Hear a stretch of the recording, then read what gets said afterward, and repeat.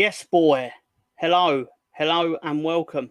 I've just done my entrance to the wrestling podcast without realising it. Yeah. Yes. I don't know why I did that. Freudian. Anyway, Start sorry. again. Take Let's two. Start again. Sorry.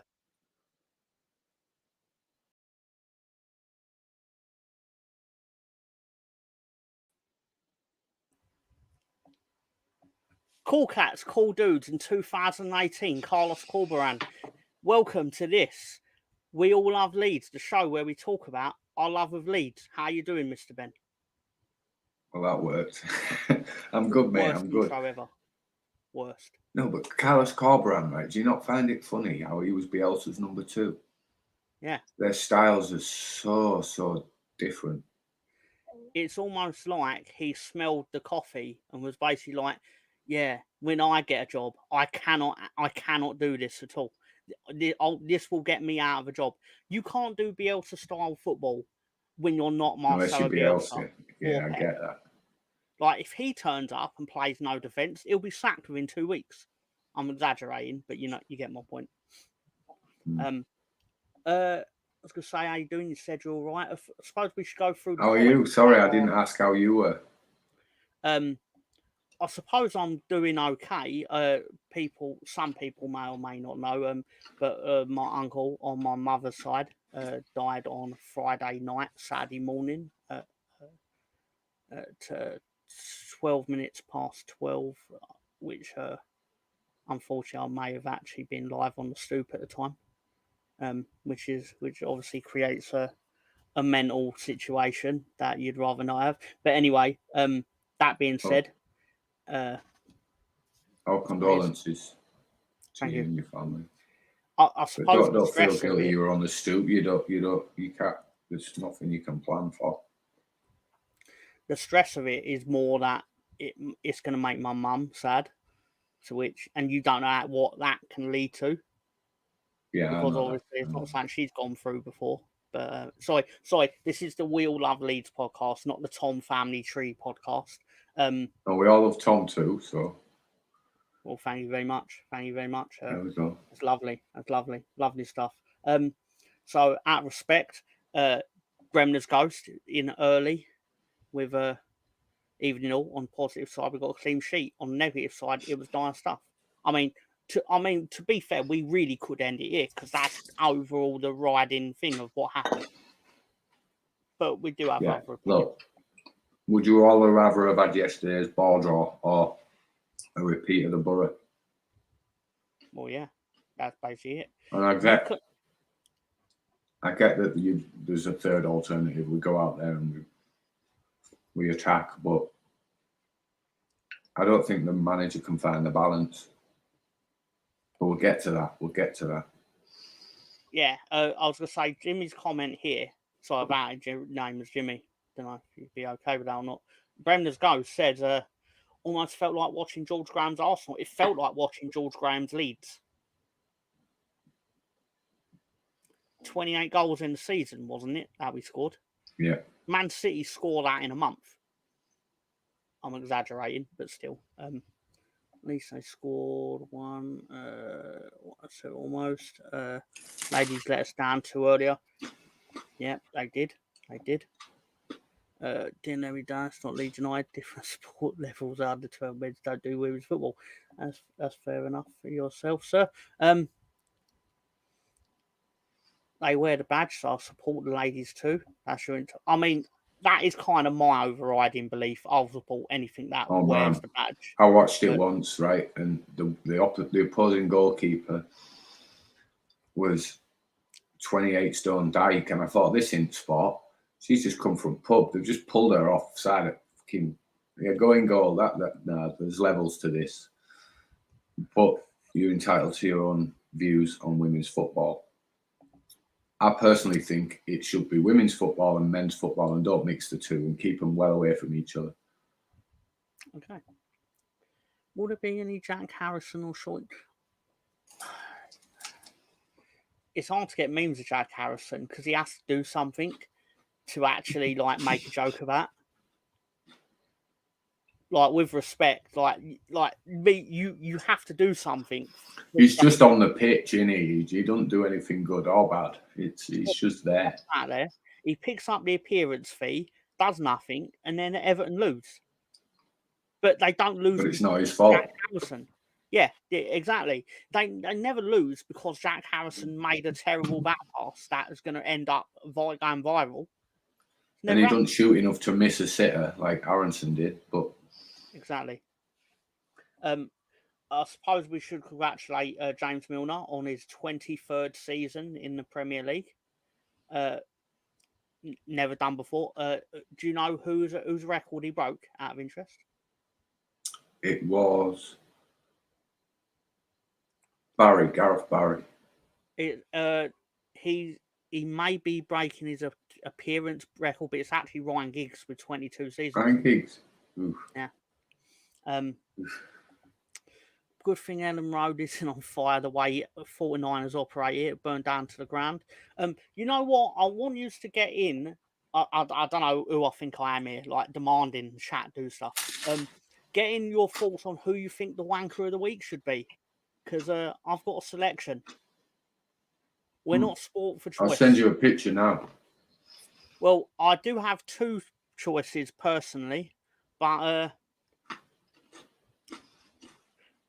is it a certain gentleman that can negotiate contracts in his sleep? Yeah, him. Yeah. Don't waste your time with the picture. So here we're. Well, he's the vote. Yeah. Got it. Very disappointed 49ers so far doing the baits on us. Jets destroyed. No, at least we knew what we were getting with Bates before he came into the job. That's true. Hello, Scooby. How you doing, mate? Sorry, I was 10 minutes after you wrote it. My apologies. And Spencer Bronco. How you doing, mate? And Director John's voting, Najee. Evening, Director John. January going to be very interesting. Most folks will have their minds made up about stuff. So he never said made up. We've made their minds up about stuff, depending on where we are. Plus, apparently, when the accounts get published and we find out just where, is the Red Bull money. Probably, well, those tin cans don't buy themselves for the factory. What the fuck is the delay with announcing Router getting the soul to Brian? I have a theory on that. I basically think, I think we're actually trying to get. It's gonna be like the Sinistera thing. Like, you can't take this player unless you send us someone. Like, that's how we got Jaden Anthony. Like, on deadline day, it's basically like you can have the player, but you need to send us one of your players that you don't want. Welbeck will do. I'll check Welbeck for a year. It'd probably be good. He's not coming. He's not coming. Let's be honest. But yeah, well, I don't even know why I even gave it the time of day, really. But yeah, fuck it. Send us whoever you next anticipate on selling for 100 million to Chelsea. Just there's always one. Send us a goalkeeper. That'd help. Come on, now it was my wrestling intro, Stefan. Yes, boy. Anyway, hello, Liam Chalky. Good evening, sir. How you doing? Router fouls. I don't want him to foul the medical, because then that means something will happen where he'll either play for us and play really shit because he's injured, like he did in March and April. I have been this pissed, right?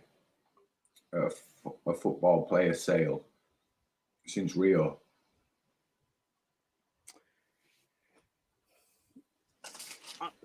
Do you know I kind of blame for it? And it's really not fair. But I kind of blame Dan Moylan. Because he put him on this pedestal every week, going like, he's just so fun and lovely when he smiles. And it's like, why have you built him up into this mythical figure? For him to just be snatched out of our hands. Fuck you, Moylan. Pardon my language. I don't want to watch his videos anymore. I enjoyed that video, that little thing he did. It was quite cool, man. It's well made. But it was just, now that's the dagger in the heart, do you know? objectively, it's a good video, but I'll put it another way. Well, it's just a reminder that it's a business, and it's a business to the players. Here's one of my nominations for Wanker of the Week. And I know people go, that's really unfair, because objectively, again, he can be, or what's the right words to use? It's a big opportunity for him, and you take the Premier League money as well. Of course we would. Of course we would. I think out of the three that have gone, the one who stinks the most is Archie Gray. It's your first professional contract, right? Why are you putting a release clause in the club that you love? Right, and that's the one that stinks the most for me. I get Rutter. Rutter's hurts the most, but I get it. He's got no link to Leeds. He was gutted when he had to leave Hoffenheim, for God's sake. Just a stepping stone club, and we have to accept that. I mean, we've got loads of them.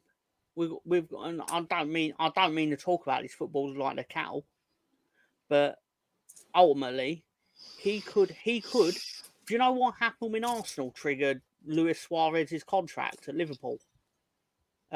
He was interested, but then ultimately, Liverpool said no, and then he went, oh, okay, I'll carry on playing for Liverpool, and then ended up playing really well for Liverpool.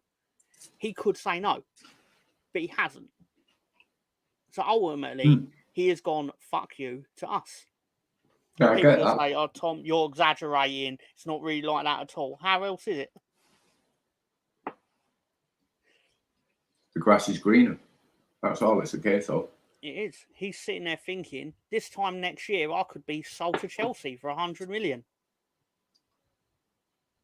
Because that's how you go about it, is going there. I'm not gonna hate on him here, but thank you.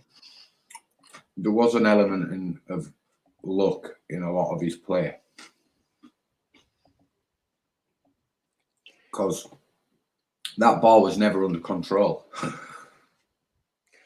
I don't feel remotely hypocritical in what I'm about to say, because we've sat here pretty much every week, especially from March to April onwards, and we've sat here and gone, that man needs to go to training, that man needs to go to a shooting school, he needs to buy shooting boots.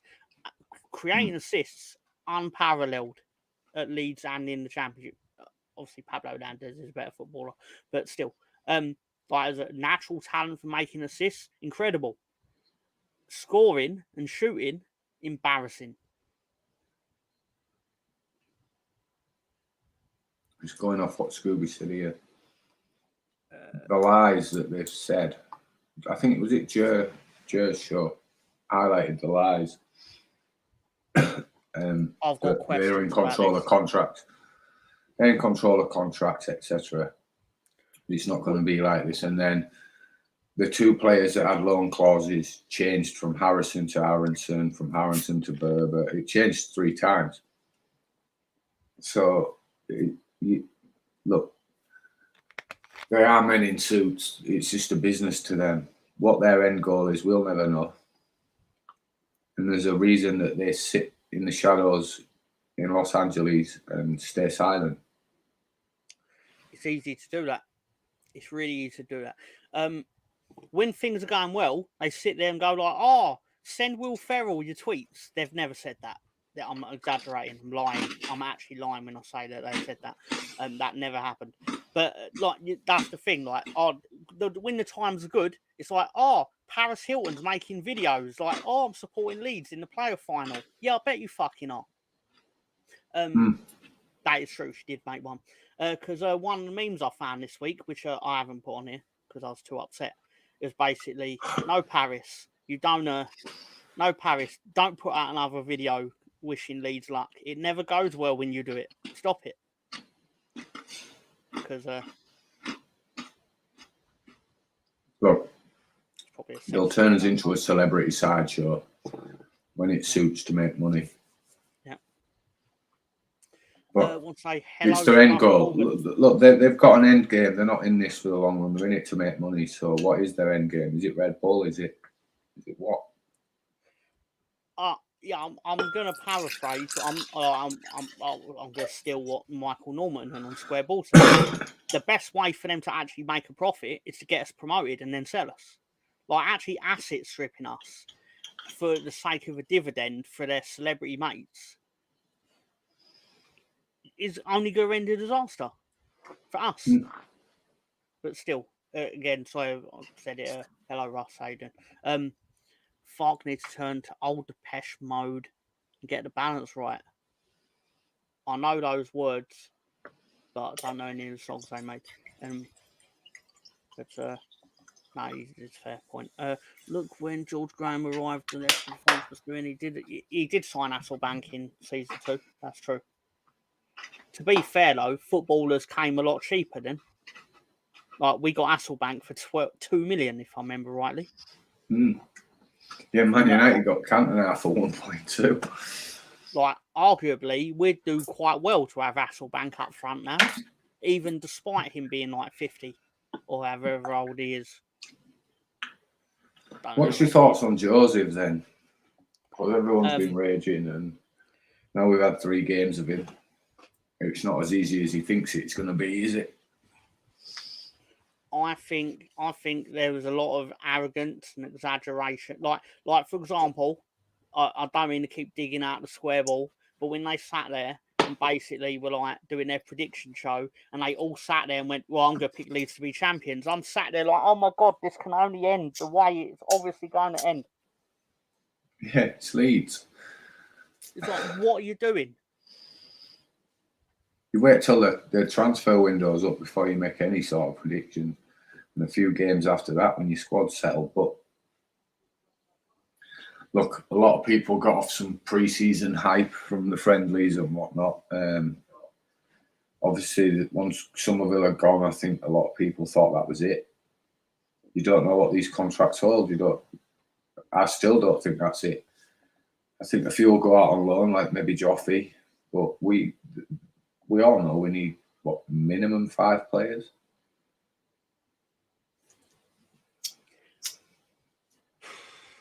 What I'm about to say is probably really irrational. Well, apart from hello, Director John, done a lot of work for us this week. Thank you very much. Really appreciate it.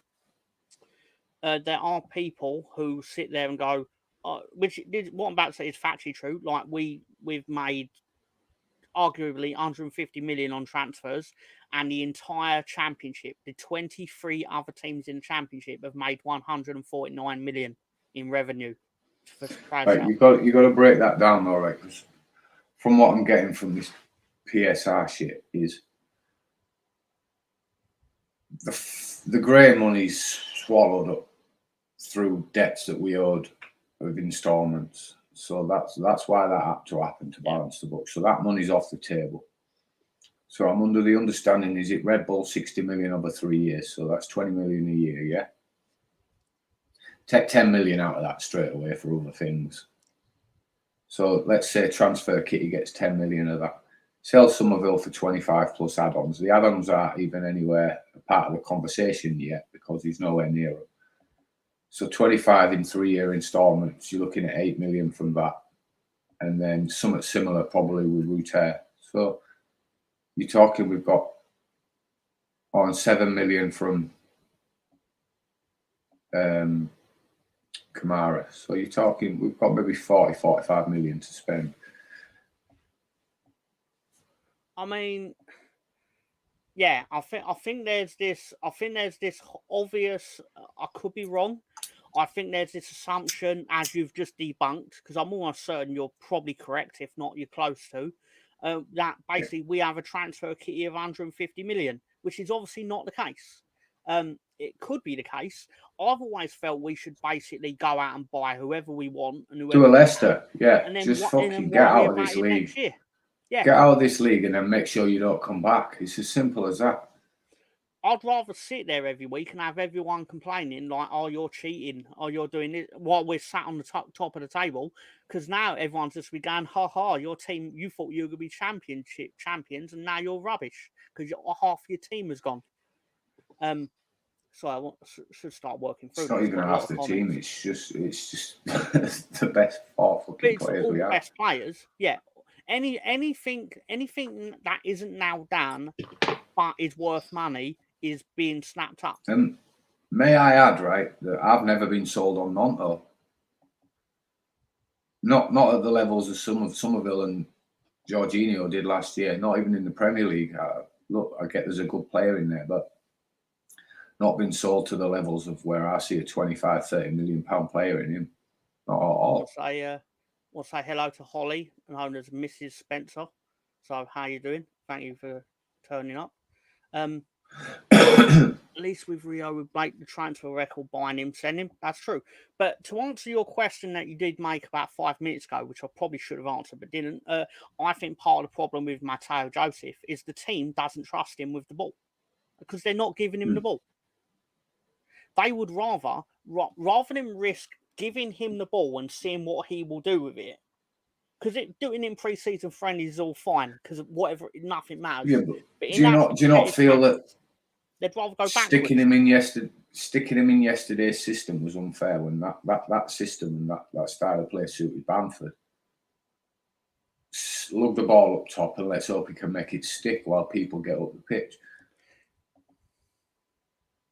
So I'm going to take yesterday's performance away from him because I don't feel it was his fault. I don't think there was any service for him yesterday at all.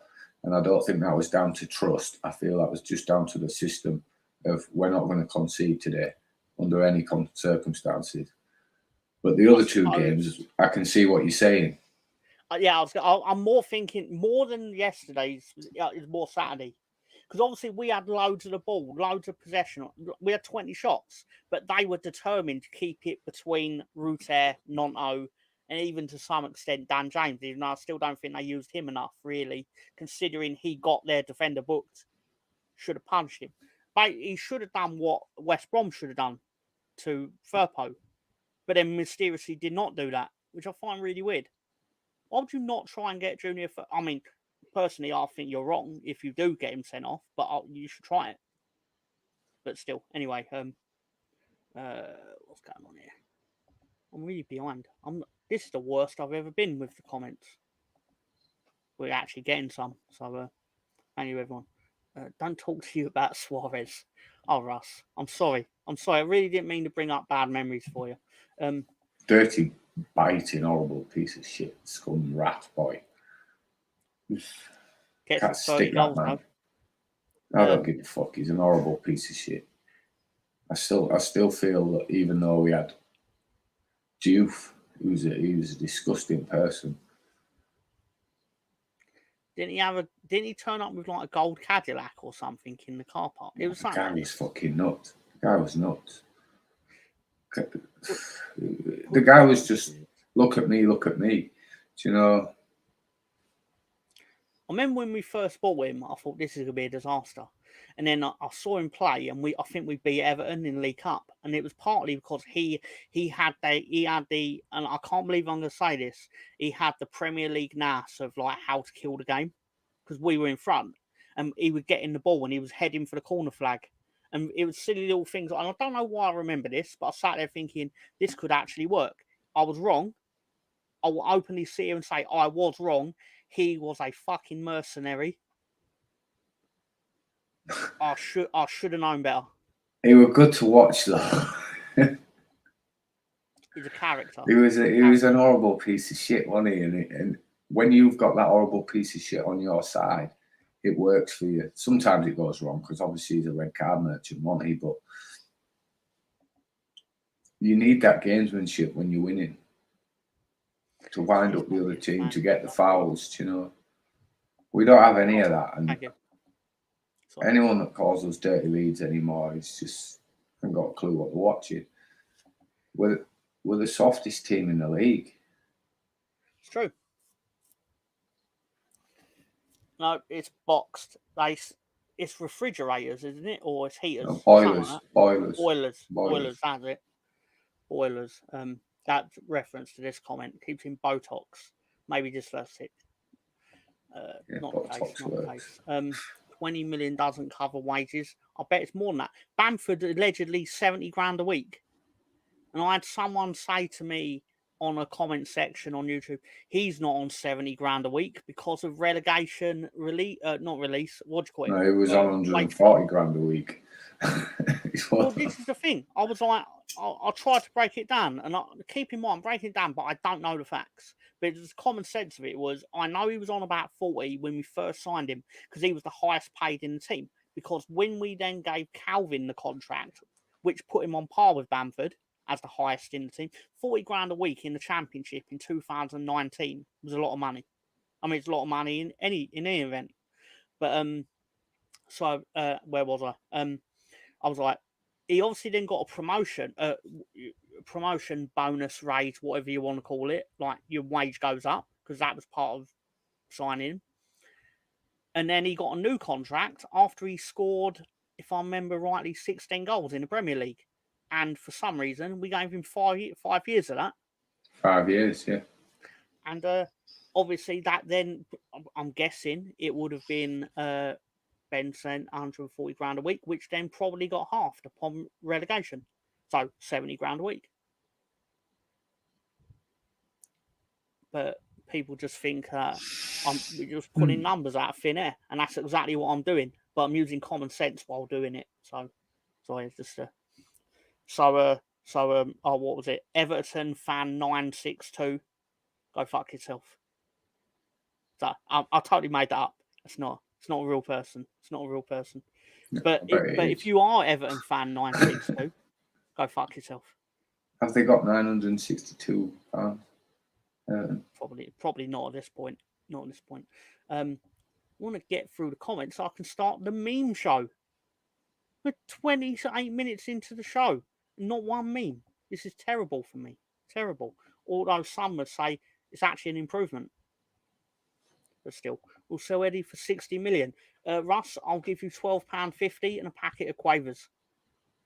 Well, for Eddie, I'd give you 20. You should take. There's two reasons you get 20. It's because one, it's British tax, and two, he's a Premier League player. There you go. You're right. I didn't account for the English tax.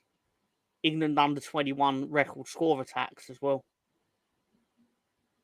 To be fair, every 5 minutes there's a New England under 21 record scorer. I can't remember who I'm thinking of when that was actually a thing. They're all fucking mercenaries. What happened to Dirty Leeds since won the Fair Play Award? You get 10, you get 30. They're all fucking mercenaries. Yeah, like 40 a year. If anyone wants to join the On Stoop Fantasy League, John, do you want to put the link in? I was going to say put the link in the private chat because I'm not sure it'll actually come up if you type it out. I should actually make John a mod.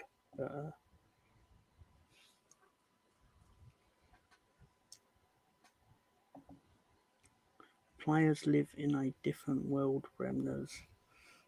What's the code, John? Does everyone think Ipswich won't win any games playing like they did in the Championship? Yeah, I agree. I think they'll just get battered.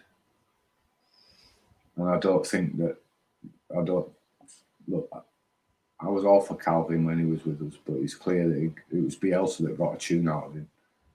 And I don't realise that. I think they think they've bought something better than they have. I'll put it another way. I don't mean to piss on your parade, Stefan, but a promoted team working really hard against Liverpool in the opening game of the season has been done to death. They all do it. They all get put against Liverpool. They all work really hard against them, apart from Norwich. Norwich always gets spanked by Liverpool opening game of the season. And that's why they got planted firmly back in the Championship, where hopefully they'll be never to be seen they'll never darken the doorstep of the Premier League ever again. But anyway, I could be wrong. Prove me wrong. Fuckers. I am that. Everton are cockroaches of Premier League. No, they are the nugget. They are the nugget at the bottom of the toilet bowl that never disappears. always comes back up. Always comes back up. Not enough hours in the day. Mr. Thompson's naked without a toy in the cup. Do apologise.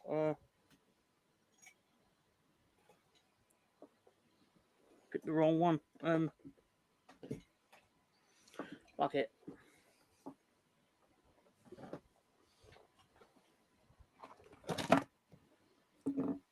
So seem to be wasting all your time. There you go. You can have Mean Gene bumming Hogan. Mean Gene. Mean Let me Gene. look at Mean Gene. Mean Gene. Get Hulk out. Now, Mean Gene's the one in this. Get Hulk at the back, man. Get Mean Gene to the forefront. That's a Hulk's legend like, in itself. brace yourself, brother. Mr. Oakland, my Undertaker. Mean Gene Oakland. Legend. Thank you, Director John. And if you don't know who Mean Gene is, you ain't lived. Nah, he's the best. He's the best. He's the best. Everton on a play fee. I'll get in all your opinions on Everton, because apparently there are some Everton fans that have subscribed to this and they might see it. And we need to share the pain, obviously. Not under any illusions, in Premier League wants certain clubs in there and other clubs to make up the numbers.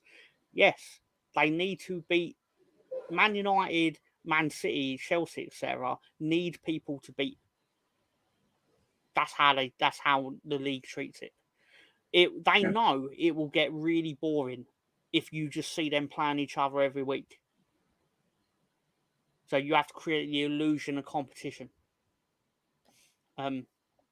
Leicester winning it was the best thing that happened to them, because then they could actually sit there and go, this is no Farmers League, and then Man City proceed to win like 4 out of the next 5.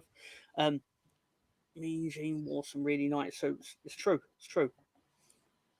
God spared our blushes. Thank you, Scooby. You know what? I might bring the wrestling figure gimmick to the We All Lead show. Don't know if it's appropriate, but I've done worse things on it. For doing that tonight, you will face the Undertaker, player. Yeah. You go 1-on-1 with the Undertaker, player. Holla holla. You feel me? Anyway, that was me being gangster, Teddy Long. Anyway, most gangster person you've ever seen. You know, I had an ambivalence last season. That's a large word. Let me go to my dictionary. No, I'm joking. I know what it means. He was sitting there. He was doing the thing when, it looked like they were going to get promoted. When it looked like we might actually surpass them, he was sat there going, didn't want to get promoted anyway. It's like, yeah, I bet you didn't. Bet you did, you lying fucker. Look, the worst thing that can come out of this for Ipswich is to make a bit of money. Yeah. And you've got a better side, and you've got a better side to play with when you come back down. Yeah, if you get relegated, you will get relegated with the Championship top goal scorer up front, and you'll either have to sell him, or you can. Well, did they buy him or loan him? Nah, it's a loan. Because I was saying last week, next week they play Man City, so Calvin will be really relieved, because it will actually be one of the few weeks where he knows he's definitely not playing. He knows he can't play, so he doesn't have to get the embarrassment of seeing team sheet, and he thinks he might be on it, hopes he's on it, and then he's not on it. He knows he won't be, so he basically it's like a week off. I could be wrong. I mean, it's not really a week off. Of course, he'd have to be in training professional footballers. But Ben is right. You should make a new category. Ambivalence of the week. Sorry. I'll do the theme. It's the ambivalence of the week. Sponsored by Stefan. Anyway. I totally stole that from Harry Hill. I'm a thief. It's true. You can't play against parent club. It's true.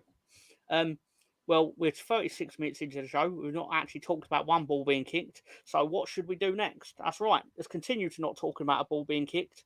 Let's do the Sunday roast. It's a Sunday roast. No, that's not good. That's not good. We need like a jazzy like it's a Sunday roast. Anyway, sorry. Donald Trump checks his cash out bets at 3:05 p.m. on Saturday. I don't know if he won though. Anyway. In 1998, former Brazil goalkeeper Dida went to France for the World Cup as a substitute to the first team keeper Taffarel. He had no time playing, therefore spent his time touring the city of Paris. Kylian Mbappe was born in Paris not long after. I'll let you draw your own conclusions. I do know one thing. He absolutely cannot hold a ball in the rain in Yorkshire. The legendary Dida, the Champions League king of goalkeeping. We really need to work on your theme songs. That's what. Why are you being so mean about Dida? What's he done to you? Donald Duck, Bits Gunner. This is what happens when you find you got full signal on your phone.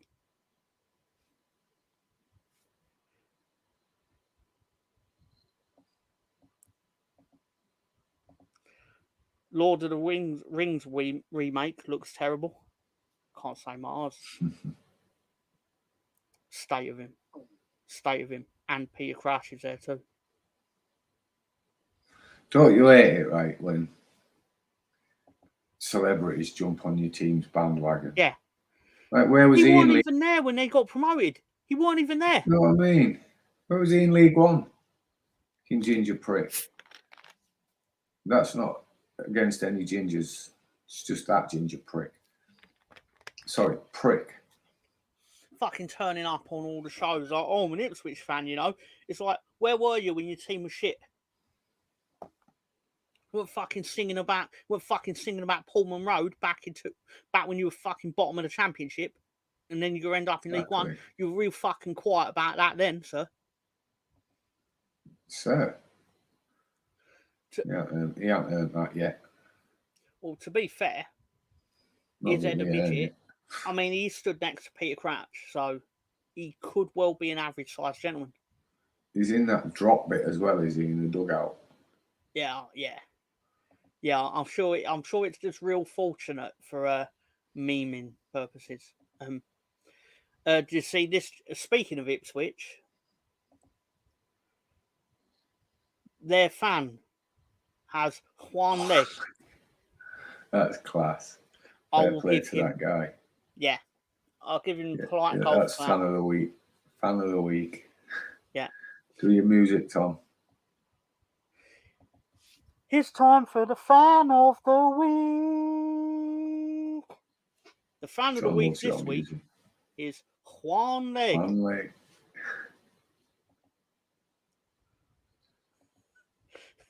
He was there in League One, to be fair to him. Still ain't my kind of music. I'm not here for you defending Ipswich. He was there in League One. He can't write, he can't sing, but he can drive a tractor. Juan Leg is class, and Juan Cena, which is a real character. It's a real thing that really happened.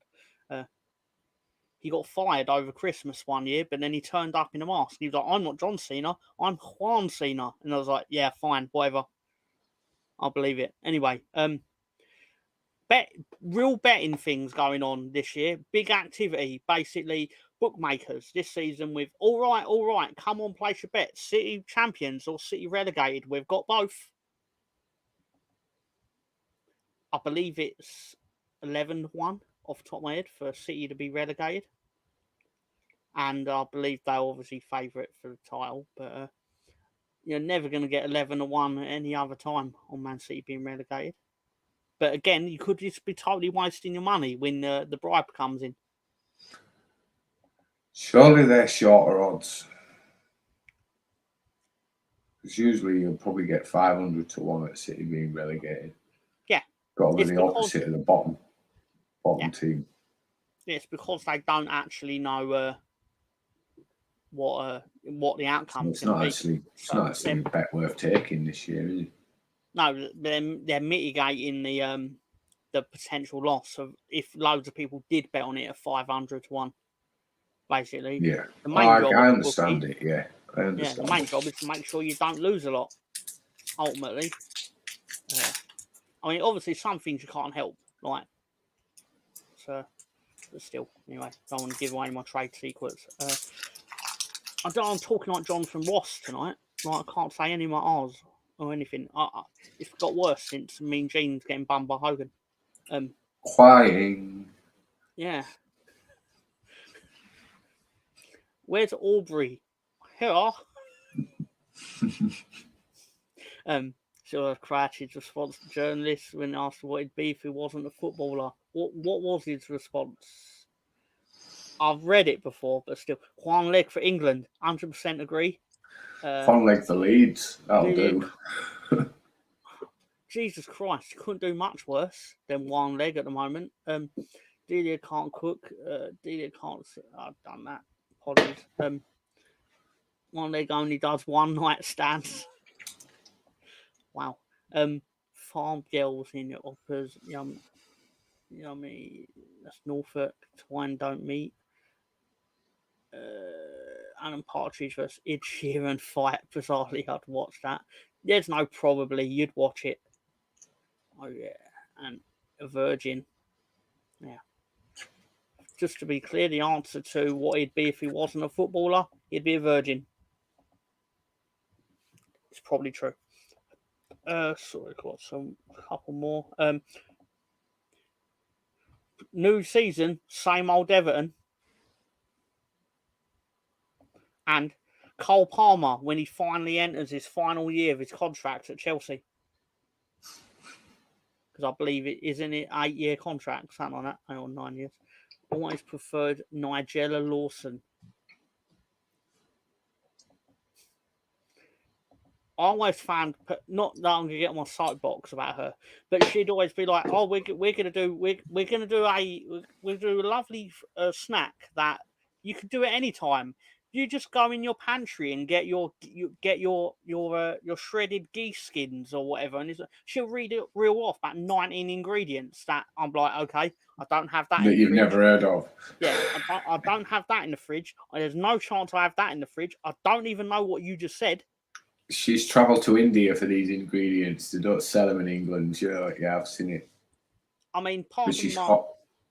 She is. She's hot making it, though. Ridiculously so. But when she sat there like... I already knew I was on for a loser when she said the words, "go into your pantry." So I haven't got one of those. But,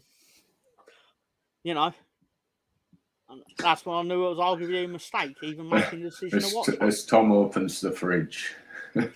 yeah, I'm definitely like, no, there's no chicken livers here. Sorry, dehydrated chicken livers. It's always. I'm making that up, but it would always be a spin on something that basically you got to be earning £1 million a year to buy. Anyway, and I only earn 900,000 a year, so I couldn't do a. I'm lying, of course. Checking in with Wayne Rooney at Plymouth. Doing well. And I just got a quick question about two of the big teams in the Premier League. Which one of these would you say spent no money on their team in the summer, transfer fee wise? Which one's a bald fraud, and which one's just born? I mean, Arnie Slot spent no money. I mean, to be fair, you've got Mohamed Salah in your team. You're spending money every time he even gets out of bed. You're spending money, transfer fees. But it's just mainly most Man United. Speaking of delusion, all Man United fans, I couldn't even begin to dissect what the fuck this is. But I'm just gonna just enjoy while you take this in.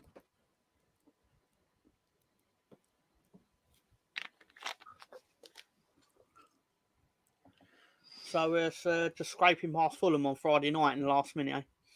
The average experience for a Man United fan watching Manchester United, minute 0, yay, Man United play football today. 1 to 85, what the fuck am I watching? Why do I support this team? And then full time, nice, we won.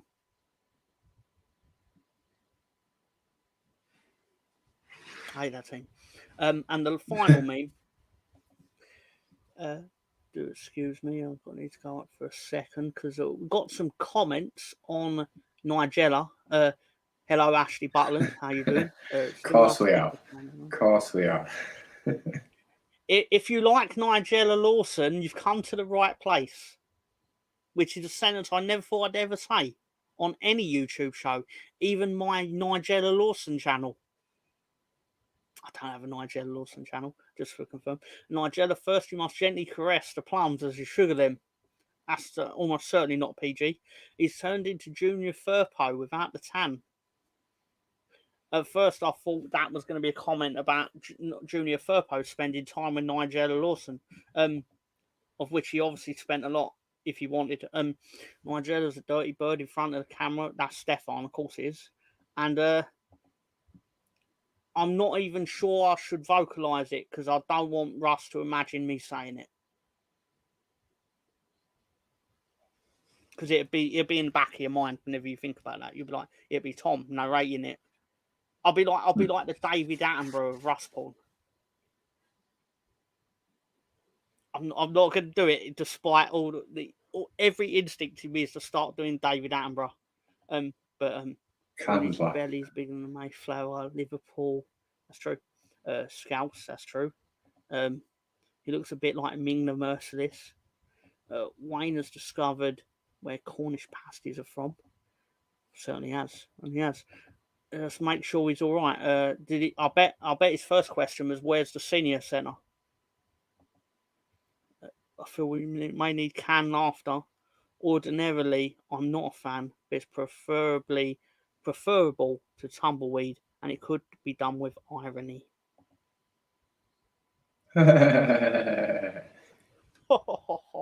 Sorry, I did posh canned laughter. Other than that, basically, just to quickly touch on it, Leeds dumped out of the League Cup, first time of asking. They haven't changed a bit, have they?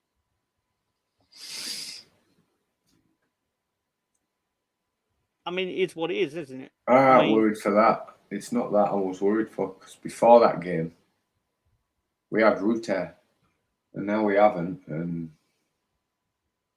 yeah, that's one thing I will give the League Cup performance didn't really worry me because it's a changed squad. I get they did change their squad, but their changed squad played better than our changed squad. That's how I saw it. Yeah, I mean, as much as I'm sitting here, on the night, it was a disaster. Because anytime you lose 3-0 with your team collapsing in the course of 20 minutes, and the worst part of it, I could be wrong here, the worst part of it is changing 5 players and then conceding within 20 seconds of it happening. And then your goalkeeper ends up on the floor. I don't get if it could have gone any worse if Middlesbrough they made the subs while the goalkeeper was on the floor. Yeah. And it was like, well, what if he's injured? You fucked. In that moment, I felt like Michael Carrick might as well have walked over to Elmo, the goalkeeper, Darlow, and basically just urinated on him because that's what he had done to us in the course of that 20 minutes. And I shouldn't really say that about a scum player, but they've done a proper job on us. Credit where it's due. Yeah. So we need to learn from it. Yeah. Well, as much as I'm going to dig, I have dug out Ruter for essentially leaving. I do think it's important to commend the fact that he did not go on strike. How many games do you think Farke's got? I can't imagine it's many at this point, the way it's going, but I still think it'd be madness to sack him. I get that, because it's a case of who do you bring in. Yeah. 100% madness. Because again, people are sitting at, people think managers that can get 90 points in the championship grow on trees or something. It's like we were lucky to get Daniel Farker when we got him. Because basically, he basically walked through the door and we had to convince him to manage us. Essentially, because we were that much of a shit show. And I think he got lied to as well. Because you can't imagine. Definitely. He was basically told, we'll have another crack at this next year. One thing that winds me up about discourse around him from Leeds fans is the amount of Leeds fans I've seen that come on the internet and type on their computer, and I don't know why I'm insulting that, like I've never done it. I type on a computer a lot. They'll sit there and go, he only relies on individual brilliance. It's like, how did you can name 80 managers in the Football League that basically have a tactic, which is identify your best player and give them the ball. Man City's tactic is get the ball to Haaland.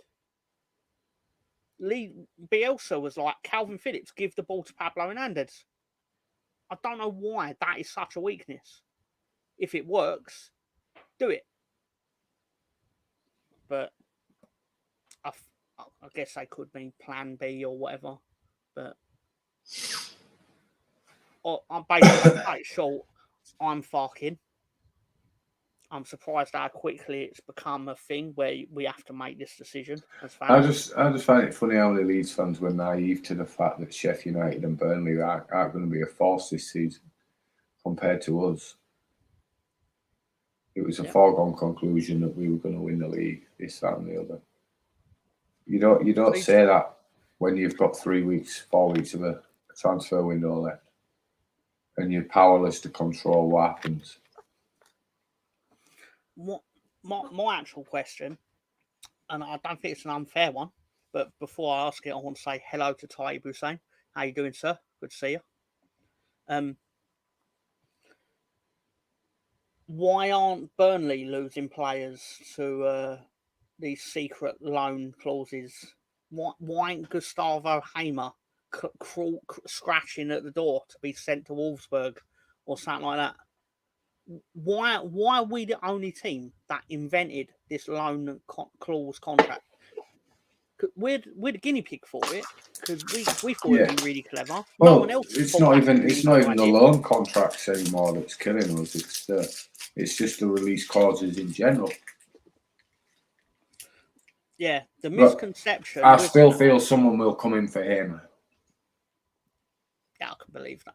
Based on how he's been playing, yeah. He's putting himself in a shop window, is what he's doing. That's exactly what he's doing. The problem is that around him, they have also got good championship players. Makes you wish Georgie had got injured pre-season for 2 months. Yeah. That's what Bamford did. Yeah. Took himself out the shop window.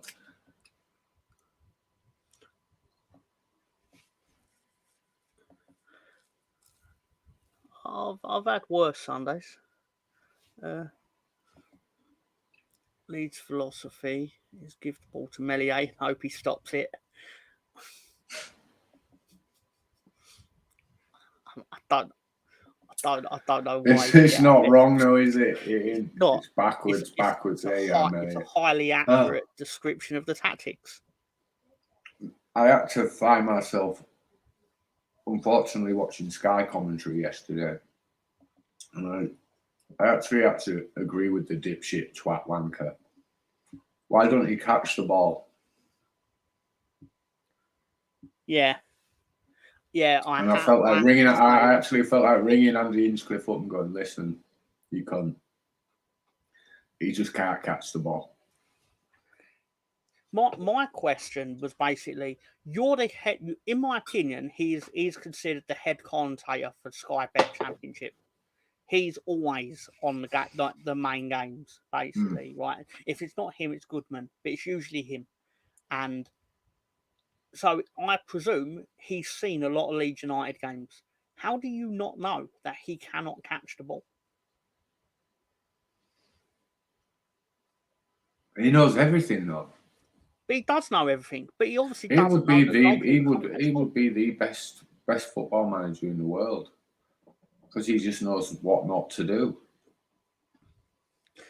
I nearly fell out of my chair when I discovered he runs a commentary training school where ex-footballers can basically go there and learn how to be a commentator.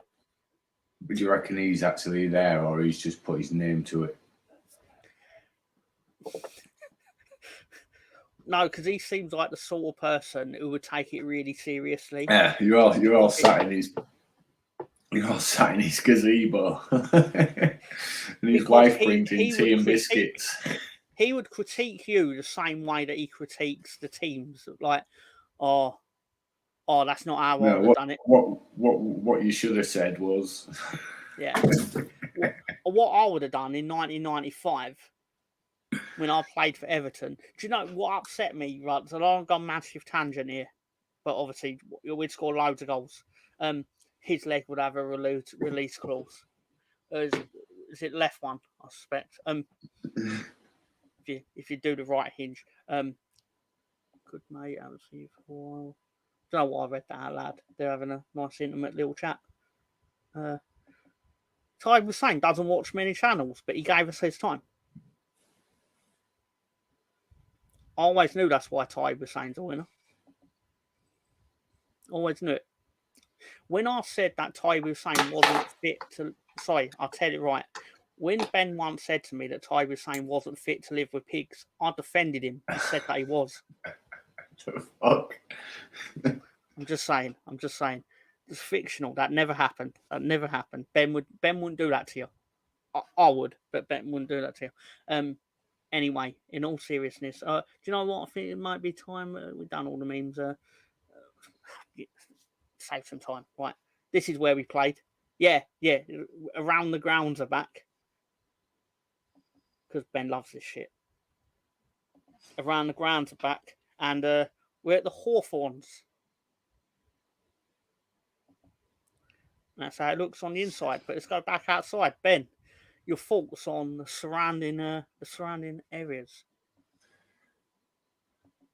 Pretty much like Ellen Road, isn't it, in a way? It's barring we've got a newer stand. But the front bit there looks more like a prison. They've got a bit of asbestos roofing over on the left. But it's all right. I've seen far worse grounds. Could do with a bit of modernisation like Ellen Road could, but it's West Bromwich. It's probably the smartest building in West Bromwich. The inside of the stadium basically looking like your average West Brom match when Leeds ain't in town. Is that that's too harsh? That actually had fairly. I've been really disappointed with the Leeds fans at the two home games. Someone's pissed in a penalty box in the far end there. It's probably Andy Hinchcliffe because someone tried to piss in the penalty box, but he said, "Is it his halo?" Yeah, that's the light from his halo. That's not how you do it. Give it here. Tombstones on the right. Did you know the Hawthorns are the highest altitude stadium in England? I did not know. Anyone know why it's called the Hawthorns? Again, I do not know that. Please enlighten us if you do know. I ain't got a clue. I'm just asking in general. I bet it turns out that it's basically like it's like the local area is like the Hawthorns area or something like that. I don't know that. But if someone would do the research for us lazy fuckers, I'd really appreciate that. Jimmy, got a task for you. Do you know why it's called the Hawthorns? Yeah, as soon as you left us, wanker. Probably called the Hawthorns because there was a corpse of them where the ground was built.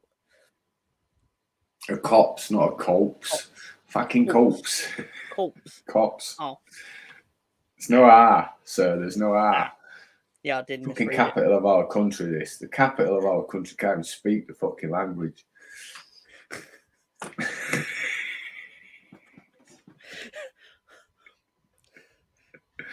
I can't help it, okay? I can't help it. I fucking can't. Fuck right, spell with a U not an A. Fucking went hell. to Villa Park. and the lose, I overflame a piss. Fucking disgusting. So I'm now talking in the Ben England voice, the Ben London voice. Fucking. Yeah, where Ben's like, The Ben London voice. The Ben London You voice was like, fucking you cunt. fucking from fucking London. Fucking London Perhaps it cunt. used to be an STD clinic. It's a fair shout. Fucking hell. Fucking hell. No, there's no R. It's just fucking hell. Fucking hell. Yeah. Daniel fucking hell. If there happen to be any West Bromwich Albion fans watching this, there's not. I'm pretty sure Why? there's not. Why? Yeah, why are you here? Unveil yourselves. One thing I will say about playing them, I'm always happy to see Carl Bartley, because I thought his stint at Leeds was quite good, and he brought in Ailing. Listen, when it comes to Kyle Bartley, he's usually good for an own goal, and he bless him, but he nearly scored against us yesterday. It's been too long now for the romance to carry on. Do you know, there was that little period where we thought we wanted him back, and then we thought he was coming back, but then we got Ben White, and he was long forgotten. And then he turned into a prick by celebrating a goal, and he can just go fucking rot wherever he wants to rot now. That's how he started. I'm really not a fan of these new graphics that they've got, but still, it's like, we're young and we're hip. Just put the names up. Could this lineup have been better, in your opinion, or is there anything you can actually do with it? Yeah. Like I'm not saying this because of Ruter, Gray. Clearly, yeah. He's still our player. I'd have still played him. No, I'm not just going with a trend here, but I did call it before the game. We've all seen what Pirro does at 10, and it's why have you got the number 10? I'd have tried Aronson, and then failing that, I'd have tried Gellart, because Pirro is not a 10. I'm going to defend you. I feel there's a manager out there that we could get, right, that will get the best out of Joe Pirro. But it ain't in this system. Is that a manager that happened to manage him at Swansea? Possibly, or someone that's managed him in Holland or wherever. I don't know. But Daniel Farke is not the man to get the best out of Joe Pirro. He was just a marquee signing that made no sense. I could be totally wrong. I think our next manager, if we did make a change, I think we will, whether we get him or not, I think we would end up going for Carlos Corberán, because again, it will be like an olive branch to people that like get Bielsa. They're not the same, but that's the thinking would be, because he's his number 2 and all that. People easily seduce, Ben. Oh, of course they are. They go with what they think they know. Say hello to Gary. Shit. It's hi, Gary. Gary, we're going to be talking collab soon. Just heads up. Might be a situation where we need you, sir. Yeah. On the Burnley weekend. What I will say is, I forgot where I was at actually, because we was on about Pirro and managers. Yeah. I mean, I still think they're just going to go for Corberán. If it comes to that, that'll be the first person I think of. That'll be the first person all the clickbait will be. Corberán installed as favourite. But I wanted to defend Jayden Bogle, because for as ropey as he has been in the games he has played, I thought he was quite sound yesterday. Because the booking, couple of mistakes, but yeah, on a whole, he got booked early, didn't he?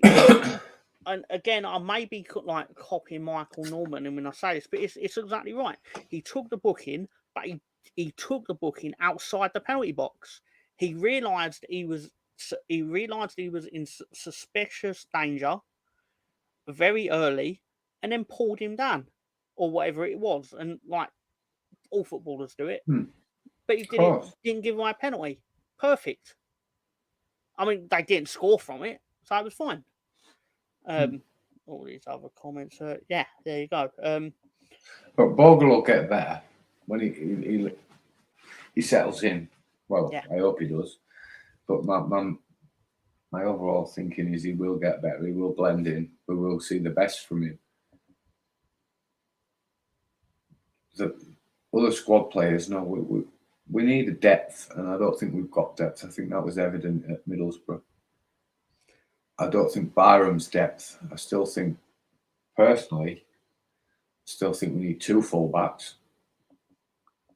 another centre-half, 2 to 3 midfielders, being a winger and an attacking midfielder, and then a midfielder, and a forward, because you know what you've got. You can see what you can see, and let's say Josie's injured, he's our number 1. It's Bamford or Peru. Let's say 2 of them are injured. You're left with 1. I still think we need better cover or a better player up front. I do agree. Give me a second. And I hope Joseph does materialise to what all these dreamers are thinking he is already. Yeah. But he's not there yet, and he's a long way off it. I want them to be right. Like I'm not so do I, more than anything. The fact that they're wrong.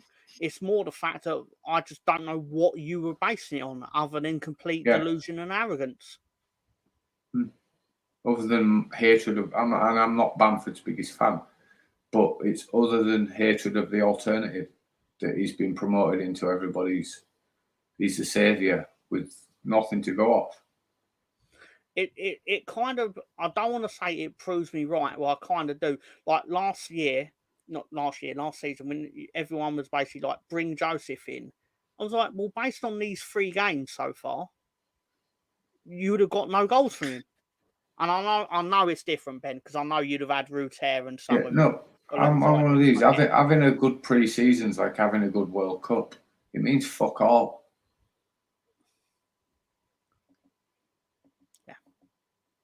True.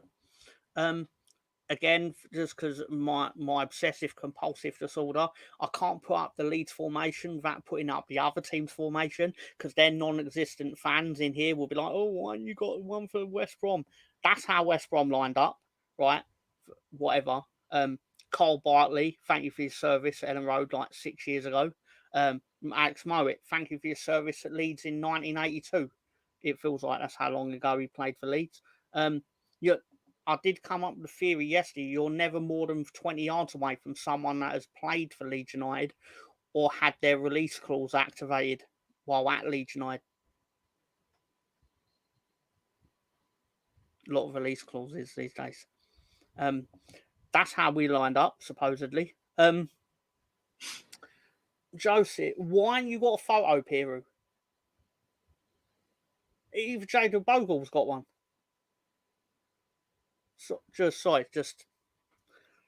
I mean, I kind of do this just so I can give out about who gets the photos and stuff every week.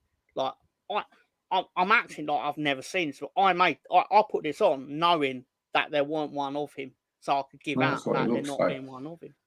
Sorry, sir? The green, that's what it looks like, the green dot, mate. That's him. Well, that's how he does look sometimes. And have you met the triplet? Have you met the triplets, Gruev and Onto and Josie? That must have been quite. It's like the Wallace brothers. They're like the Driscoll brothers. If I don't know why I said that. It's because you brought up Fools and Horses earlier. Great show. 1982, yeah, a bit exaggerative on my part, admittedly. I'm prone for that for my own amusement. Don't know the peas touch carrots. Those are set words that form a sentence. I don't know why that's got to do with the price of milk in Denmark, but we do love you all the same, Scooby. You know what? The game happened, and there's a reason we've sat here for 71 minutes, and we've not talked about this particular game, really, because there's nothing to talk about. It was goalless. Cool. It was goalless. Pascal Strike played all right. He did. And then everybody else was just on the pitch. Both teams. Gave him a man of the match. Yeah, well, that's something we agree on there. Very rare. That's twice now. Maybe he's turned a corner. It's going to be part of it. I'm going to have to change this to Don Goodman, the devil. Don Goodman and Don Goodman and companion. Not the Driscoll brothers. But yeah, obviously, but a recurring segment, a new segment, to be fair, was the twat in the black or in black. But this week he wasn't, and no, not this week. You can't use that this week. Well, you can, but there's another way you could word it. He was wearing yellow. He was wearing yellow. Yeah. No, he wasn't. He was wearing what colour was he wearing? Oh no, I took a photo of him from before the game, from Thursday or something like that. So, but yeah, this is. I mean, don't get me wrong. You would not start a fight with this man in a dark alley. To be fair to him, and I'm not saying that because he's black. I don't think that top does his. I don't think that top does his physique justice. Yesterday's top did his physique justice. He looked like he could have beat up every single person on the pitch. Even Julia Firpo considered he walked up to him as if to go like that weren't a foul, and then the ref just looked at him and he was like, it might have actually been a foul. It was a case of yesterday. I thought he were all right, and that's a good thing to get from me with a referee. He was all right. He didn't influence the game in a negative way.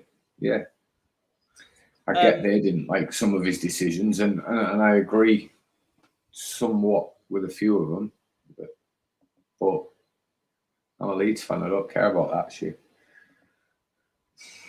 It's the ref you're already, son. Don't miss Championship ref. So he's been out of the Championship for 1 week in football terms. His team have played Premier League football for 2 days. They've been in the Premier League for 2 days, and he's saying, "Don't miss the Championship refs." You're a dickhead. You've got VAR, you silly twat. Wait till that ruins your fucking game. Wait till you score the goal and it gets disallowed. And he's his fingertips in front of the defender because his shoelace is offside. Fucking bollocks. And you've got a stonewall penalty, but it's not clear and obvious because you're playing Liverpool or you're playing Man United. Do you know what I mean? Fuck that, man. If it wasn't for the Premiership, sorry, the Premier League, showing my age there. If it wasn't for the Premier League,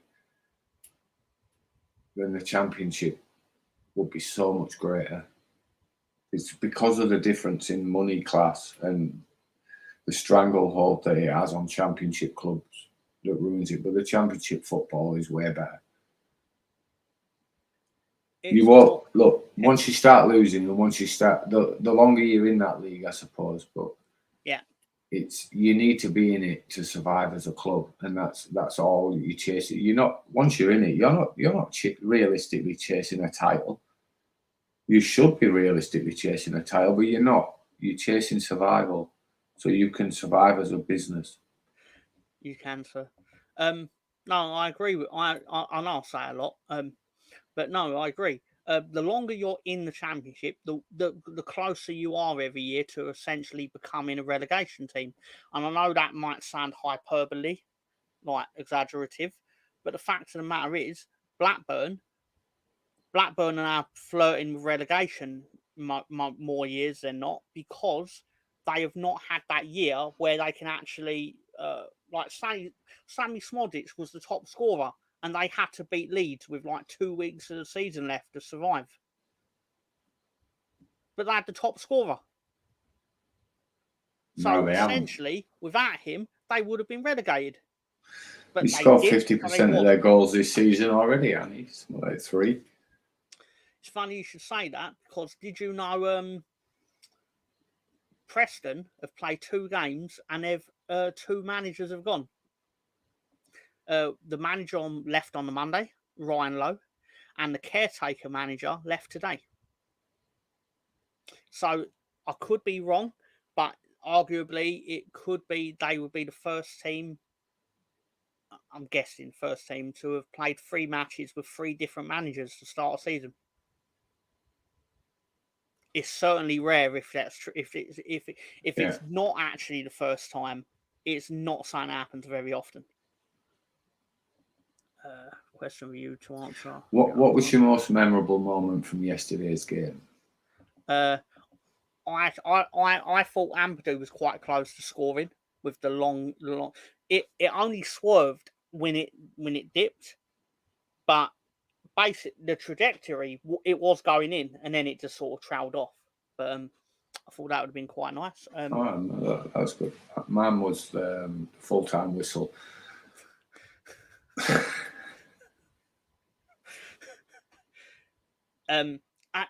Sorry, you know what? I've got this all wrong. The wanker of the week. I've not nominated this guy. Don't give it Georgie because he's a footballer. It's expected. No, but I'll tell you what I should have given it to. It only just entered my head now. I should have given it to the referee of the Middlesbrough game. And not because he's a bad referee or whatever, because the fact of the matter is his decisions were not why we lost 3-0. But his decision to actually play the 8 minutes of stoppage time and make me watch the 8 minutes of stoppage time. I was in the room with it on. But my point, Ben, is it's 3-0. There should have been 8 minutes of stoppage time midweek. There should have been, but yeah, why would you do it? Why would you show it? It's 3-0. End the game. Basically, the amount of games we lost last year by 1 goal, or like the Sunderland game, where if off the top of my head there was 3 minutes of stoppage time, despite the fact that they'd punched the ball twice, and all nonsense like this, and I could have done with 8 minutes on that night. But we're 3-0 down, and the referee's like, "Oh, actually, there's been some changes and some stoppages." It's like, good, fucking end the game now, please. I was pleading, like, I don't want to see this anymore. It's not. I don't agree with fans leaving games before the end, but I fully understood why people were walking out at 95 minutes. I got it. But I'm not impressed with the home fans for Leeds. The away fans yesterday were fantastic. Beyond reproach, great stuff. Yeah. But the home fans for the 2 games, terrible. And I know it's like you're getting midweek cup crowd. But Saturday, I've always said it. Look, lad, when the game starts, Leeds fans are on the shit. Yeah, been part of that shit. And there's too much nervousness in the air. Just look, enjoy yourself. Why have you paid? Yeah, look. Why moan? Like, you're there to support a team, so support them. Things go bad, support them. Shots, Ben. We attacked for the majority of the game. The Portsmouth game. How can there be such a difference, right, between being 6-0 down away from City and singing your heart out, right, to being 0-0 at home and on edge, nervous? Well, I can answer that because the away fans are great. The away Leeds fans. No, do you know what it is? You know, it's because all your fans are in one area when it's an away from home, and then you've got two singing areas at Elm Road, but not all your singers and all your hardcore Leeds fans are within that segment. They're spread around the grounds, and there's certain areas of the grounds where you feel that you get frowned upon for singing. We've not come here for that. We've come here for the family experience, and all the kid wants to do is sing anyway. Do you know? I've been that kid. I've been in a family stand and all I wanted to do was sing, but no one around me was singing, do you know? And you feel a dickhead singing on your own. Yes, I do get what you mean.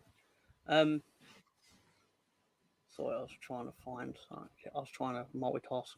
Not very good at it. At least Sheffield United blew a 2-0 lead yesterday. But yeah, the fans, it's like the prawn sandwich brigade at Old Trafford. Like Roy Keane notoriously hated it. But it feels like we've got that. I think the reason, because we've got such good away following, I think that's the reason for the rigged ticket process that we have for away games, which I don't think is fair. I don't think it's a fair system where you get rewarded for going so many times. It's not for want of people trying, like they're either not quick enough for the tickets that are left over.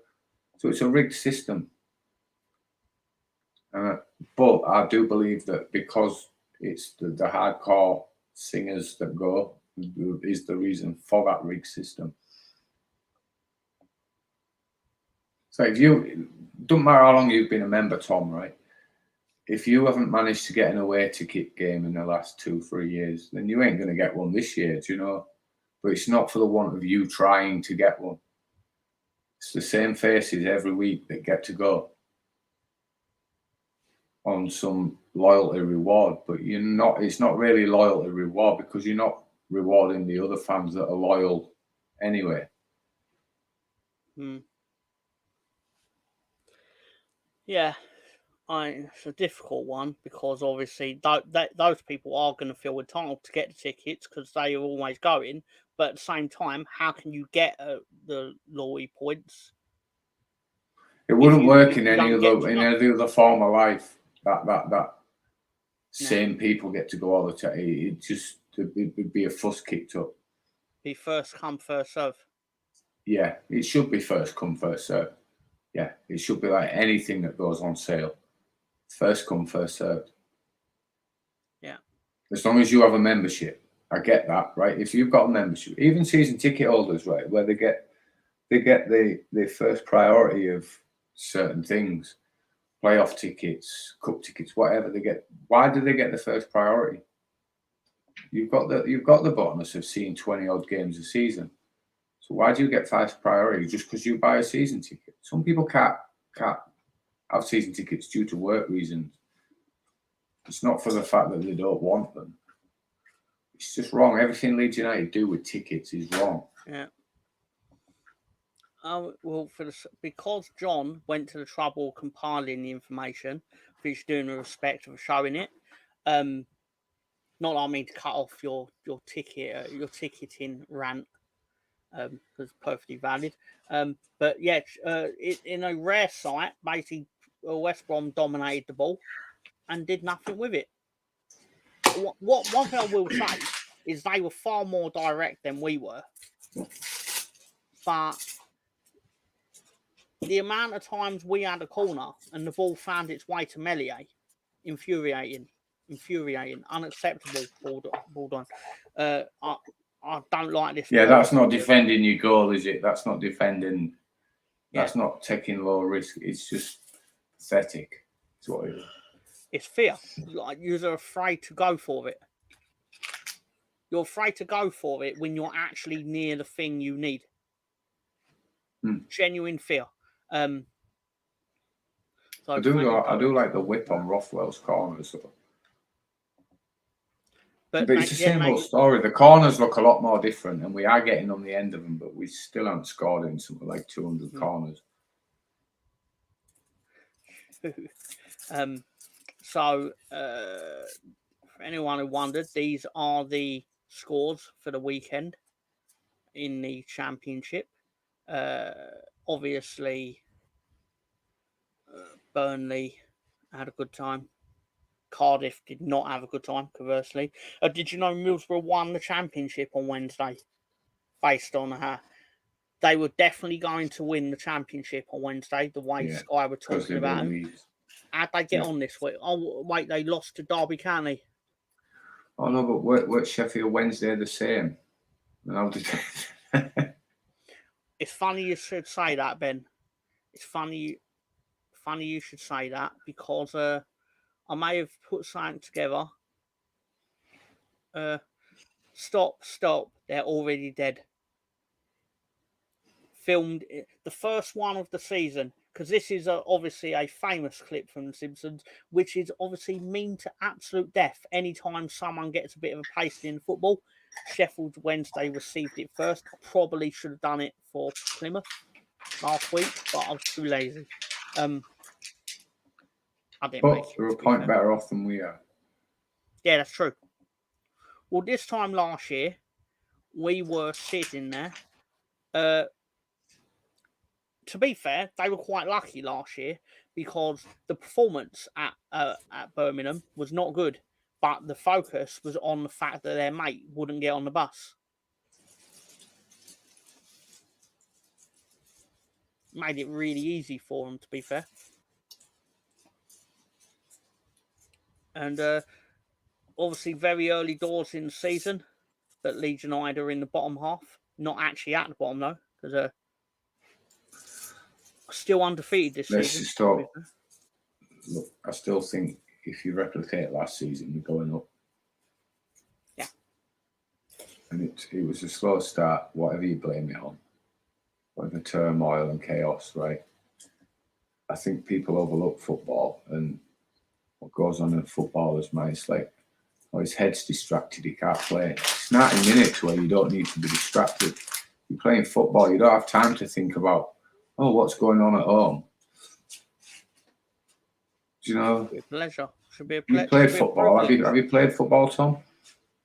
I may have dabbled in it sometimes. Yeah, so then you'll know that you're not sat there wondering what else has got you. You sat there, and the full 90 minutes that you're on that pitch, or 45, whatever length of time you're on that pitch, you're engaged in that game. It's all a load of shit. It's psychology. It's just bullshit, man. Turn up, play a game. I get some players. I get form. Form's understandable, but it's got nothing to do with what's going on in your head. I understand it's a bit different if your parents died or somebody close has died. Right, your head ain't in it. Right, that's a bit different. But let's take Jonathan Rowe. Leeds United or Marseille are interested in me. My head's not in the right space. No, you don't want to get injured and fuck up your move, is what you're telling me. Don't tell me it's because your head's not right. I don't particularly Bullshit, want. Man. Don't get me wrong. I don't particularly want to buy Jonathan Rowe. And I know people go, how can you not want to buy a player given you only have 20 players? It's like, why would I buy a player that I know has gone on strike from another club to get this move, which tells me he will do it to us the second it suits him to do it to us? And also, I look at that, right, but then I don't believe everything I read. And I'll also look at that through, we don't know the ins and outs of the conversations, and you're just getting reported what people want to report. There'll be some element of truth to it, but that's not the truth. And you've been in the game long enough to know that that's not how it was painted, you know, no matter who tells that story. Yeah, but fast forward to 31st of August, 11 p.m. or whatever, an hour before the window shuts, and we need a winger, and the only person that's coming is Jonathan Rowe. You taking him? Well, yeah. On football ability? I'm real petty, so yeah, I'll take it begrudgingly, and then hate myself for it because, admittedly, I am a prick. No, you're entitled to your views and opinions, but yeah. But right now, I'll basically go, so you wouldn't play Oxford last week? Because I'm putting myself in Tom's shoes a year ago on how I felt when Willie Nonto wouldn't get on the bus. I'm like, he could do that to us again. Yeah, I get that. I'm sick of playing matches when our team are on strike. So we've already got a Jonathan Rowe at the club, and the fact is that you can guarantee 1,000% now his two best mates have gone that he wishes to fuck. He had a release clause. Yeah. Guaranteed. And I do believe that will shine in his performances for the next few weeks. Because for me, I am not seeing the superstar that they think they've got. It's like right. We had Rutter, and certain shows were saying you can't sign Raksaki because he don't walk into this team. Why don't he walk into this team? And I'm talking before Rutter's gone. You're not affecting him with Rutter's position, but why does he not start ahead of Nonto? What's Nonto done to tell you that his place is not up for grabs. I would. I don't think get Cagey why we're puts it not best. trying Cheat to get. codes. We had 2 cheat codes. Sorry, Tom. We had 2 No cheat problem. codes, as he put it, in Routaire and Somerville. Non-tour was never a cheat code. So now we've got no cheat codes and just a non-tour. I think with I think Dan Nonto, James is he's better. potentially very good. No, yeah, Potentially, yes. but I think our form suffered when we got away from the notion that we could actually bring Dan James on to run at tired Championship 35-year-old defenders, because we were killing teams with just them chasing Nonto for 80 minutes and then having to chase Dan James. It was almost cruel that we were doing that to these Or footballers. vice versa. Or vice But now we versa don't at do it. times, yeah. Yeah, exactly. But that's the way round I would do it. I would have, because I he's personally faster think than Nonto. Dan James scores more being inverted in Somerville's sort of position. But when it comes to non-tour, I just don't see it. And I think he's another one that will benefit, right? And you will see the fruits of his labour when he leaves this club, because I do not think he wants to be at this club any more than me and you want to play for Man U. Yeah. And it would take a surprising amount of money to get me to play for Man United. But it's surprising because it's probably less than you all think. Because footballers earn a lot of money. I just say that there ain't any amount of money in the world that would make me play 1 minute for that club. Oh, I'd play for them, but then I'd be I'm not motivated by money, people. Money comes, it goes. I'll spend it before I'm I die. motivated by relegating them. I'd be like, hey guys, what is this kicking the ball thing? And then it'd go What, in your own net? Yeah. I've often lived that scenario as a kid. But now I'm an adult, I'd rather just play for another team and relegate them that way. Yeah, but I'm more confident in my abilities to fail from within, like a virus. Right, I need to ask Leeds fans something here, right? And this is Leeds fans only. So all you Arsenal and Ipswich and whatever else that you are. Am I good to go to Turkey on holiday as long as it's not Istanbul? Or am I just not to give that country any of my currency? Because I have a very, it's a fine line fence to sit on. And the reason I've been when I was a kid, but this was long before them unfortunate events.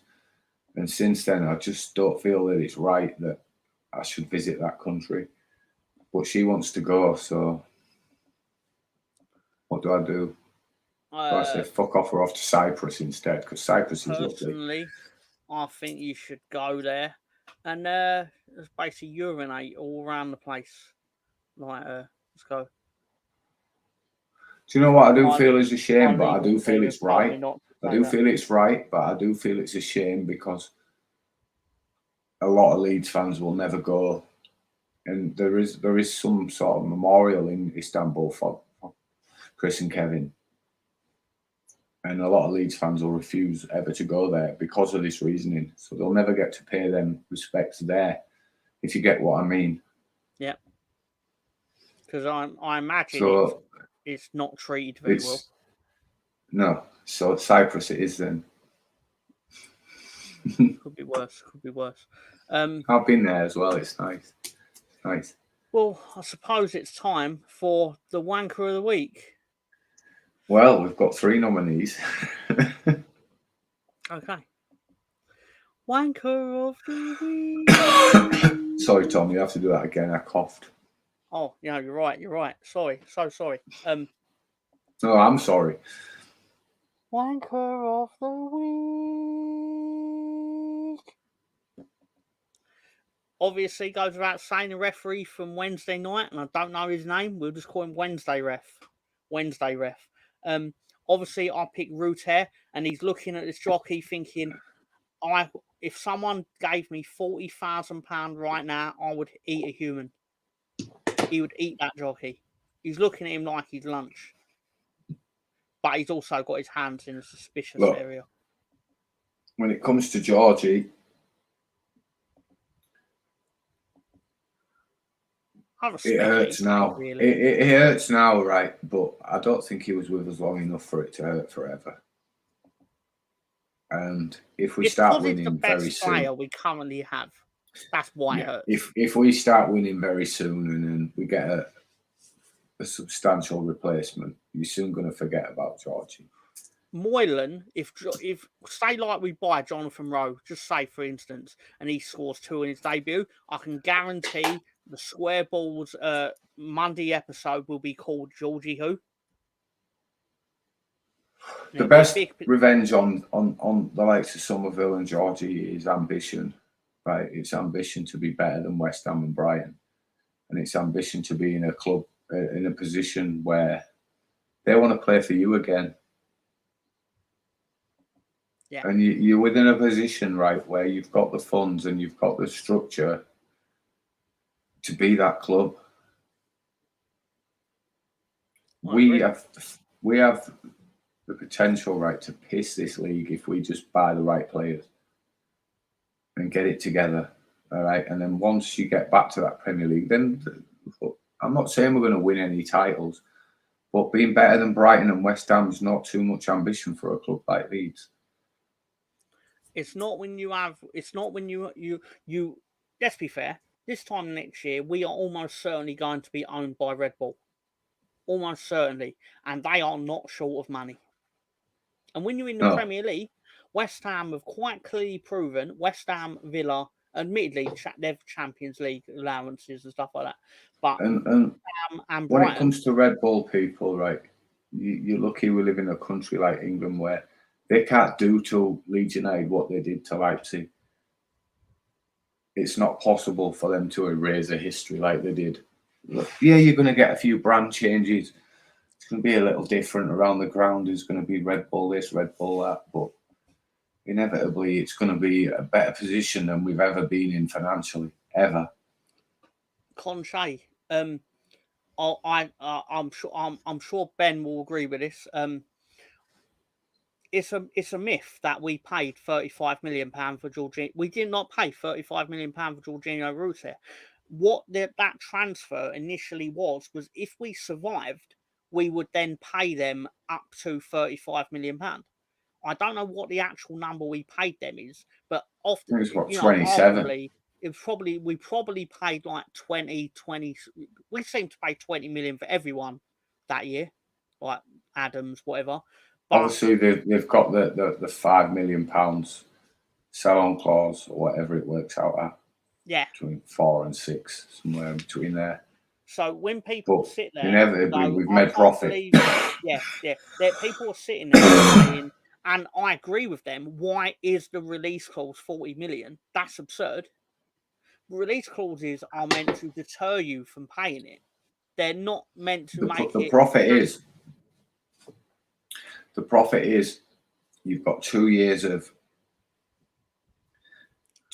his money affecting your PSR, where now that's wiped clean and you've got 2 fresh years. So there's the profit, is in it. It resets your PSR over that particular transfer. So in hindsight, it can work out well, but the way things are going, it's got to be shrewd. And Leeds have been shrewd. They have been shrewd for me, like Ampadu. Rodon, I think they paid a little over the odds for, and there's a great defender in Rodon. There is a great defender in Rodon, but he can't pass for shit. Let's be honest. We've been shrewd in the dealings with the 49ers stuff. Like Kamara, he was a great little purchase for one season at 5 million, and we've made profit. So there are players out there, and I don't think for 1 minute the players we are looking at, we've even been linked with publicly.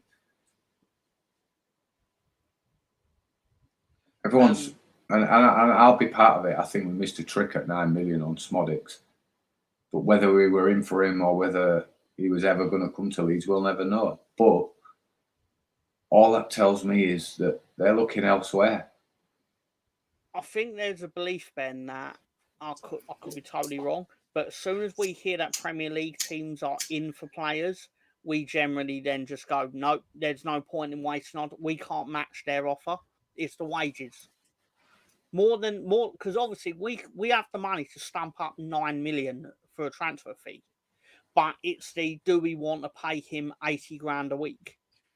I think we're looking for, right, rather than like replacing Ruter Somerville with 2 players, I think we're looking for 1 player. And I'd like to think they're doing that for the reason to reinforce other areas, but part of me thinks they're doing it to save money. But sure. I'll be very surprised if we get 2 like-for-like replacements. I think we'll just get 1 that can play either position, looking at what we've already got as well, i.e. Aronson. Aronson's probably going to end up as a starter. He needs to go 10. He's not a winger. And another thing that was evident yesterday, and I get that West Brom are one of the most physical sides in the league, but he got knocked off the ball a fair few times yesterday. Needs to spend another week. Six pound of muscle or not, 6 pound of muscle is clearly not enough. And I get you've only got a certain metabolism, right? But you've got to learn to. Messi wasn't the biggest player in the world. I'm not saying every player is Messi. Look, you're born with that brain. You're born with that level of genius. But for you to make it to any international level, Champions League level, you've got to have a good player in there. So you've got to be able to adapt and make that situation work for you. And falling over ain't the answer. I can't believe I'm going to defend Aronson over Lionel Messi. It is fair. It's probably fair to say Lionel Messi was heavily protected by referees. Football became a non-contact sport in Barcelona matches. You could not touch Lionel Messi because he was a commodity more than anything. And obviously, I just think it's important to say, like, basically, you cannot treat Lionel Messi like Aronson in the chat, like just in general. You wouldn't get decisions with Messi that you can if you barge Aronson. But you are right. You have to look at him and go, he needs to go to the gym. For an elite footballer, he needs because basically like the I don't think Messi gets that level of protection whether he's branded or not in the Premier League. I think in the Premier League he's just another superstar. Maybe. You're probably right, actually, to be fair. But he's not in the Premier League. He's gone to America, where defenders literally fall over themselves to not tackle him.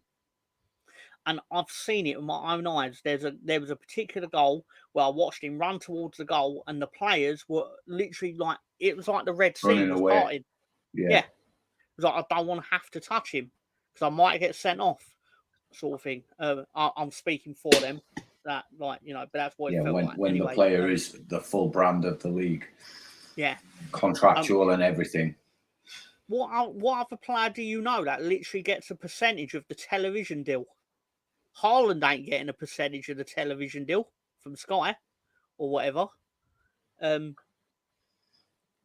Lionel Messi, if you buy an Apple Plus subscription, you are putting money in Lionel Messi's pocket. And it's not like he needs it. I think it's fair to say. Lionel, if you're watching this, because all stems from Michael Jordan. That's true. And then I'd say followed on by Floyd Mayweather. Floyd Mayweather with Showtime. Yeah. Anthony Joshua does it with his own. Good business. And for argument's sake, Ben, the other one that I had, so obviously is Ruter and the jockey that he wants to devour. And I included Rads in this because he's partly to blame. Look, I'm done with Rads, right? Look, I agree, but I disagree. Rads has took his stick, right? We all know what he did. But again, highlighted by Jer on The View, right? When you're 43% shareholder stake, right, you've got a say in things. And all Parag Marath and the 49ers have done is shift the blame onto the previous regime. Like, they were nothing to do with it. They were all over the Root Air transfer. They brought him in. They funded the money. They were all over it when the glory's there. But as soon as something shifty goes on, they don't want to know anything. And I'm not saying wankers of the week here. I'm wankers of the summer for me. The lies are becoming apparent. And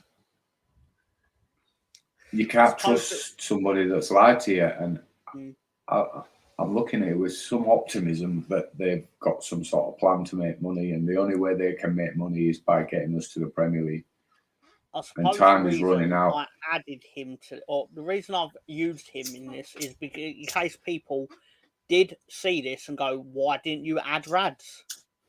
So at least no, I totally understand why you add him, but in my opinion, when it comes to Wanker of the Week, he's took his blame. Well, initially I was Victor Orta's took his blame, right? Yeah. This is on the 49ers. This. Yeah. Right. This is, we're in control this year. No, you're not. So why say it? Why say it? You've just opened your Senate up for a fucking shoe-in because of what's happened. I'm not saying they were in control of the clauses, right? But they said. I don't believe they were in control of the transfer. Yeah. They must have known Root. They signed Root Air, so they knew the clause. Probably thinking that no one was ever going to pay that if we went down. I think the thing they don't understand about English culture, and I'm not going to get into it like slagging off Americans, that's not the point.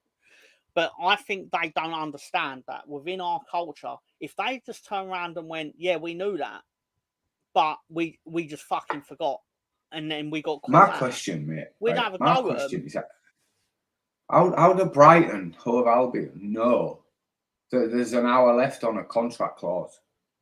How do they know that? Is that not? I imagine the agent basically was like, "You know what? Yeah, but surely there should be laws against that shit." Most of the US women's team are bigger than Aronson. I mean, that's true. The manager of the US women's team is definitely bigger than Aronson. What's her name? I insult her a lot. What's her name? I forget her name. Megan used to manage Chelsea. Megan. No. The manager. Emma Hayes. Emma Hayes. Yeah. Emma Hayes would actually. I think if she had a fight with Aronson, I would not be betting on Aronson. But she yeah, just have to sit on him. Yeah. Oh, that's not a woman. So out of a Root Air and would it be a fair contest if Emma Hayes boxed for in women's Olympic boxing? I think they should have put her against the Algerian. She'd have won. She'd beat the Algerian. I don't give a fuck how many gold medals. She'd have headbutted her, fucking glassed her. You know, she'd have proper cockney fucked her up. She'd have fucking walked. Proper she'd have hit her and then gone, "Oh, malaggression, whatever." Anyway, sorry. Proper fucking geezer, that mate. I'm telling you. Most American men.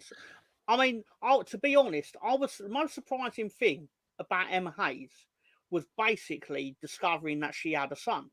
Because I was basically like, "What a man put it in you." I think she stole someone's kid.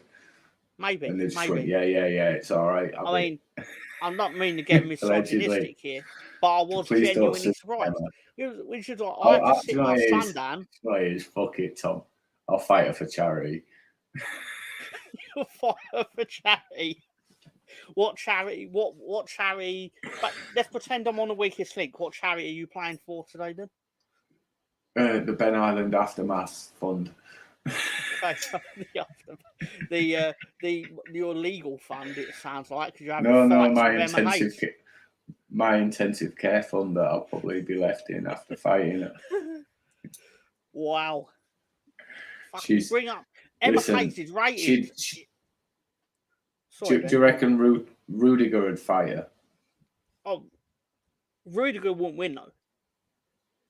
You'd beat Rudiger. You'd fight her with 10 men holding him back. Yeah. What I will say is the viewership went up by there's 4 extra people in here because we're talking about Emma Hayes. I'm just saying. Welcome. It's true. It's true. Big women need Son love too. start signing his Pyrex. Jimmy's dad. Fucking Jimmy. All that working on poor week and we're gonna get cancelled. Fuck it. Fuck it, I'll have the rest. Who'd have thought we had a game yesterday? Are you looking forward to Friday? Not particularly. We better sign someone by tomorrow. I fucking swear to God, we need 2 in at least by Tuesday. It's amazing how we battered Sheffield Wednesday last time we played them. And now they are sitting there looking forward to this. No, I don't think they're looking forward to this after their result against Sunderland. It's another rocking home. This is on us. This game's on us, right? We can't go into this game like West Brom. We've got to go toe-to-toe with these because, look, whether you've got the balance right or not, you just, as long as the defenders do their fucking jobs, you're stuffing this team. And I'm not, no disrespect to Sheffield Wednesday, right? But you can't just go from being a relegation side, right, that had a good finish to a season to being top 6 contenders on no evidence. Not in my eyes, and I think you got found out today. Oh, didn't you know, Ben? They won the league last week when they beat Wayne Rooney. Well, I know, yeah. When they beat Wayne Rooney's Plymouth, and I'm not saying they're not going to be anything this season. It remains to be seen, but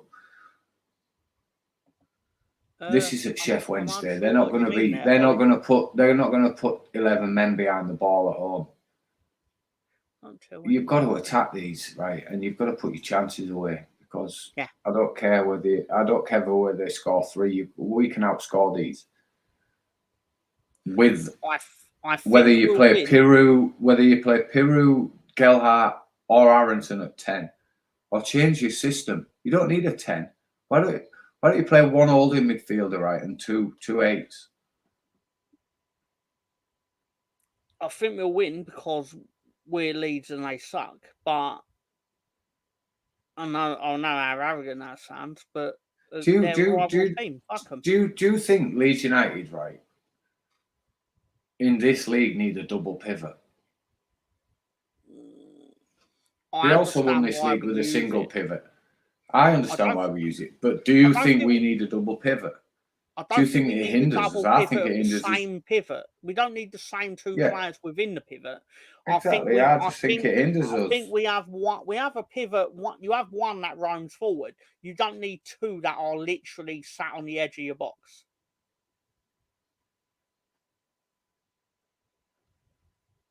But I have no idea. But obviously, sorry, I was reading some comments there, but yeah, we've both gone for a Leeds win. There might be games like let's say Burnley are flying because they look like they've got a clue. To be honest, so far, and I know we're only 2 games in, but they look like they're going to be a force to be reckoned with. So there might be games like Burnley where you might want to play a double pivot. You might want to protect your defence a bit more. But this is Leeds United, right? In this league. Second-year parachute payments, right? We've got money to spend. We don't need to be defensive. And a double pivot is negative, especially like you say when they're the same 2 player. Stick Ampadu in front of the defence, right? You can drop in as a back 3, so your wingers push up. You've got 2 midfielders, 1 go forward, 1 hold the middle, and vice versa. But if we basically when they put Rothwell into that pivot, it will become a more attacking pivot. I think that is what the plan was supposed to be.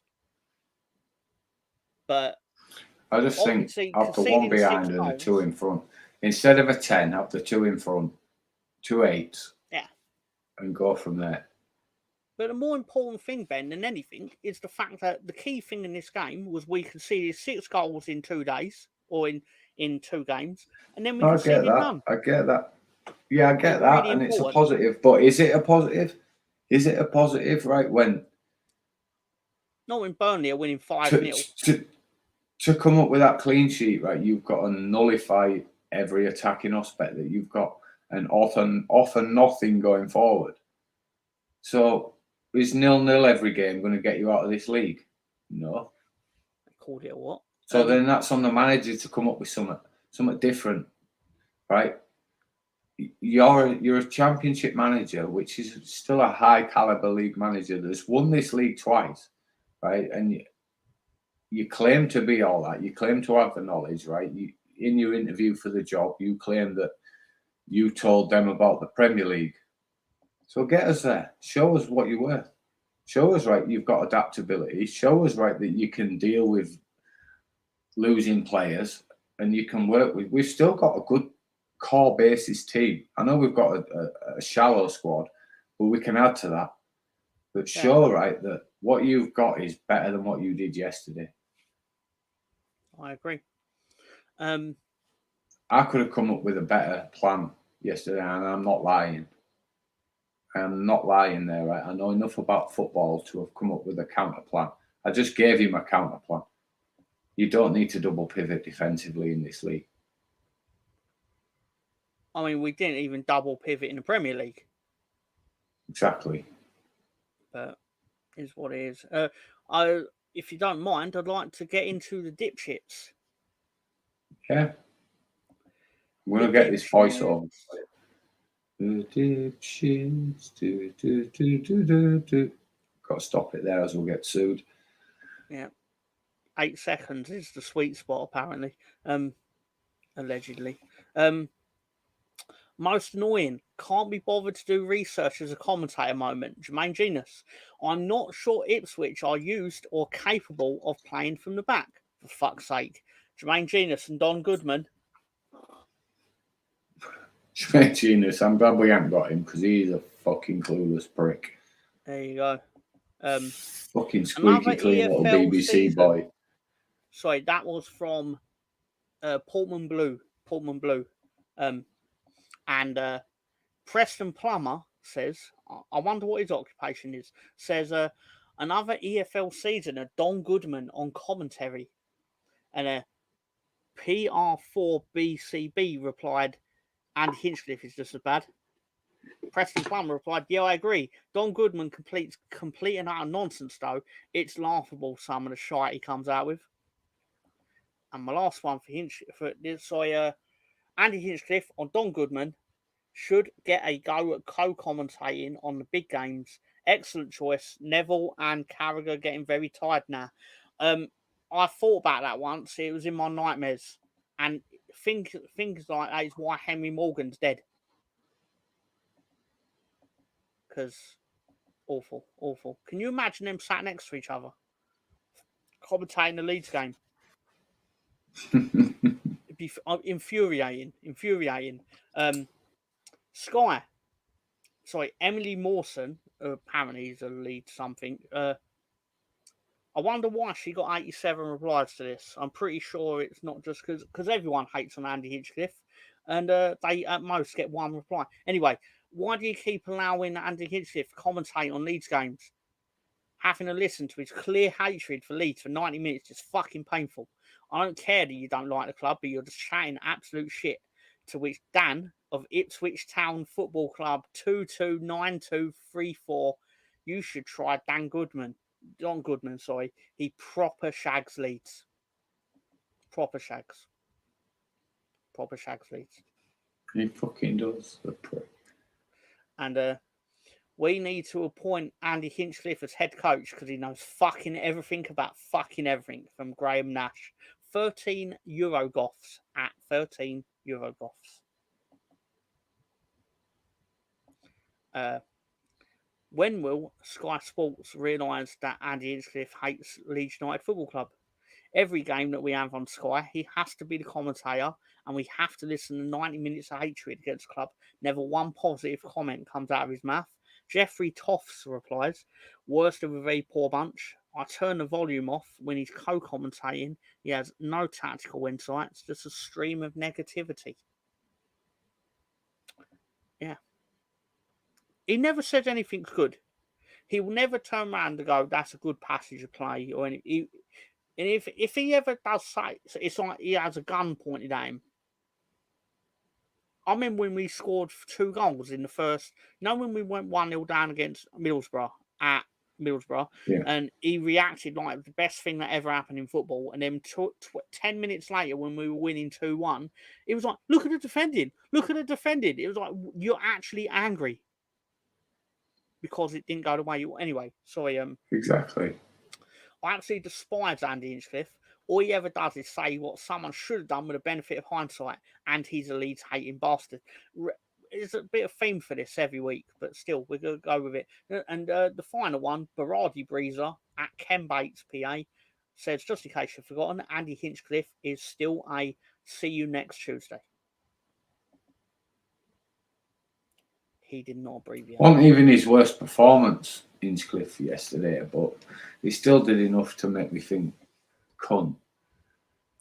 He's built up a lot of bad, what would you call it? Bad credit, some would say. I like Ukrainian drone attack his house.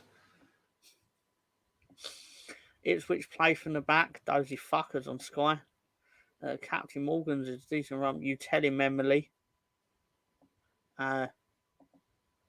LOL.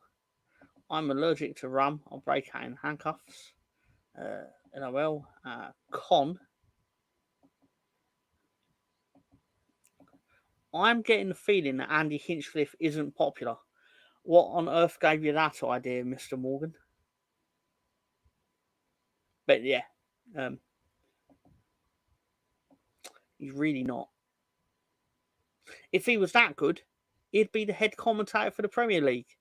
But obviously he's not ever going to be, because how many Premier League winner medals does he have compared to Gary Neville? And you can have your opinion on Gary Neville, but he won shit. I do have my opinion on him. Let's get that as well. Yeah, 0. Thank you for answering that question. So generally, that is the last thing. Yeah, I still put this up, obviously, because it's never untrue. I suppose there's one more thing to do, which is question of the week.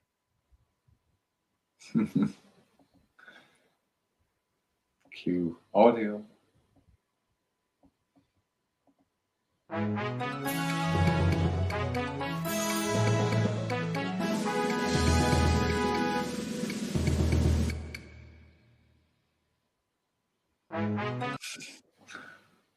Got that left. Tom's question of the week. Right. I'll do it one more time, right?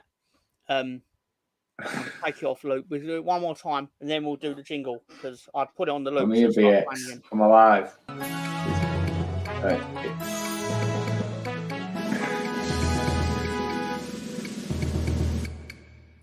And it's copyright free, which is the best kind of free. Anyway, it's the question of the week.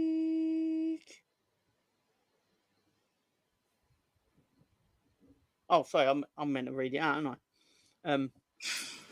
Before this weekend, who has won the most games out of Leeds and West Brom? Leeds. I'll leave it open to the chat. I usually just stick with beers, all good.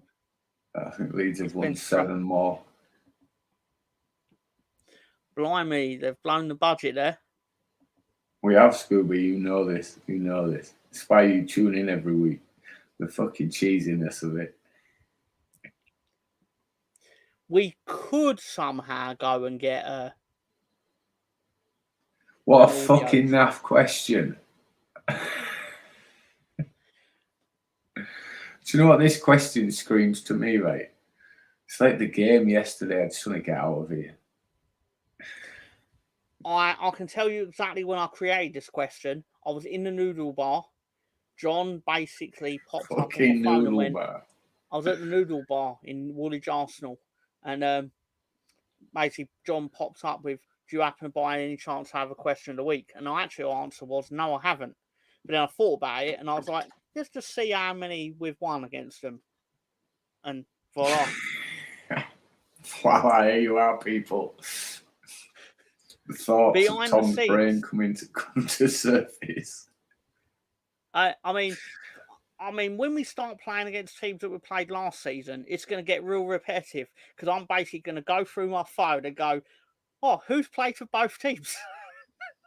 Right, just so you fucking right get the concept of this question. One person, right, has answered, and that's Stefan with draw. No one else gives a fuck. Noodle Bar at Woolwich called it's called Noodle Bar. It's literally called Noodle Bar. What do they I don't know sell? why I said that. Apparently, they sell vermicelli. That's an harder question than this. I'm going Leeds United.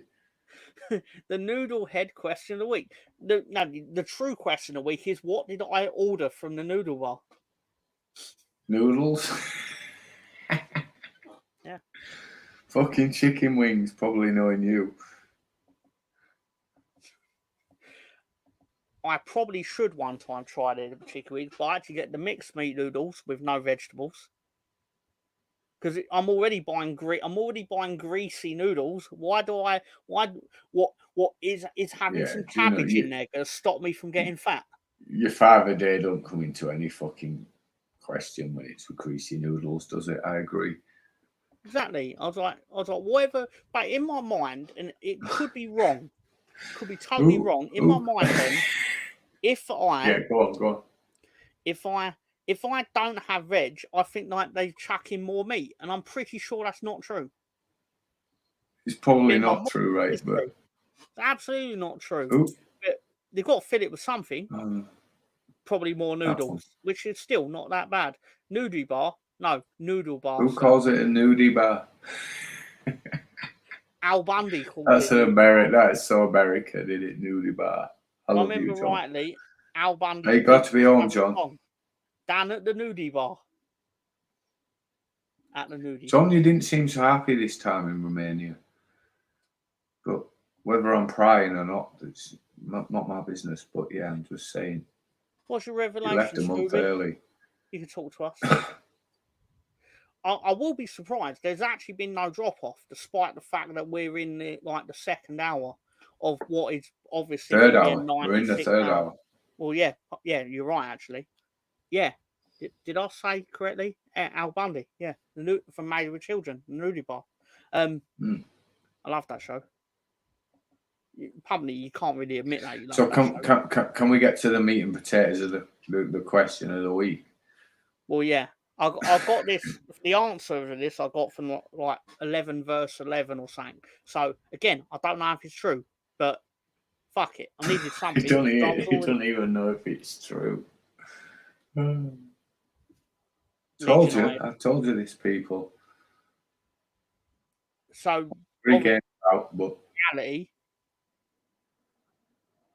in reality, 21 draws.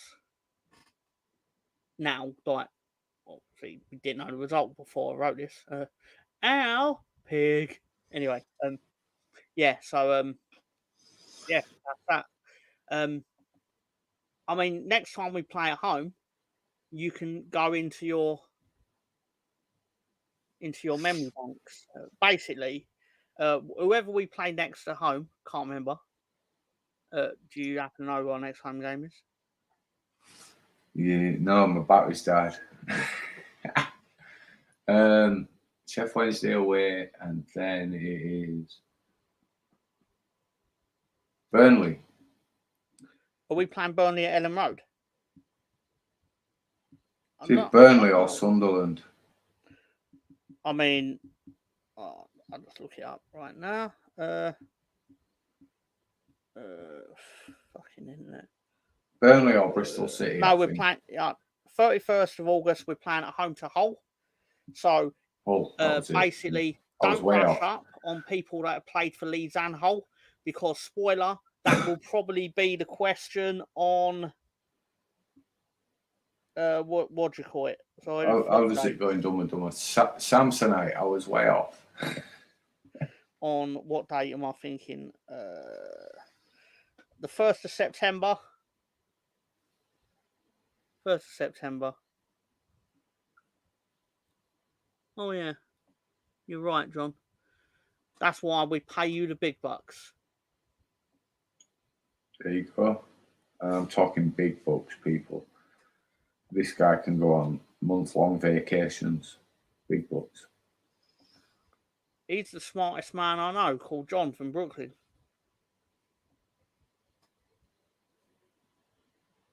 Smartest man. Anyway, other than that, I've kind of... And I know what you're thinking, people. It doesn't take a lot to be the smartest man in Brooklyn. But this guy would be the smartest man in Alabama too.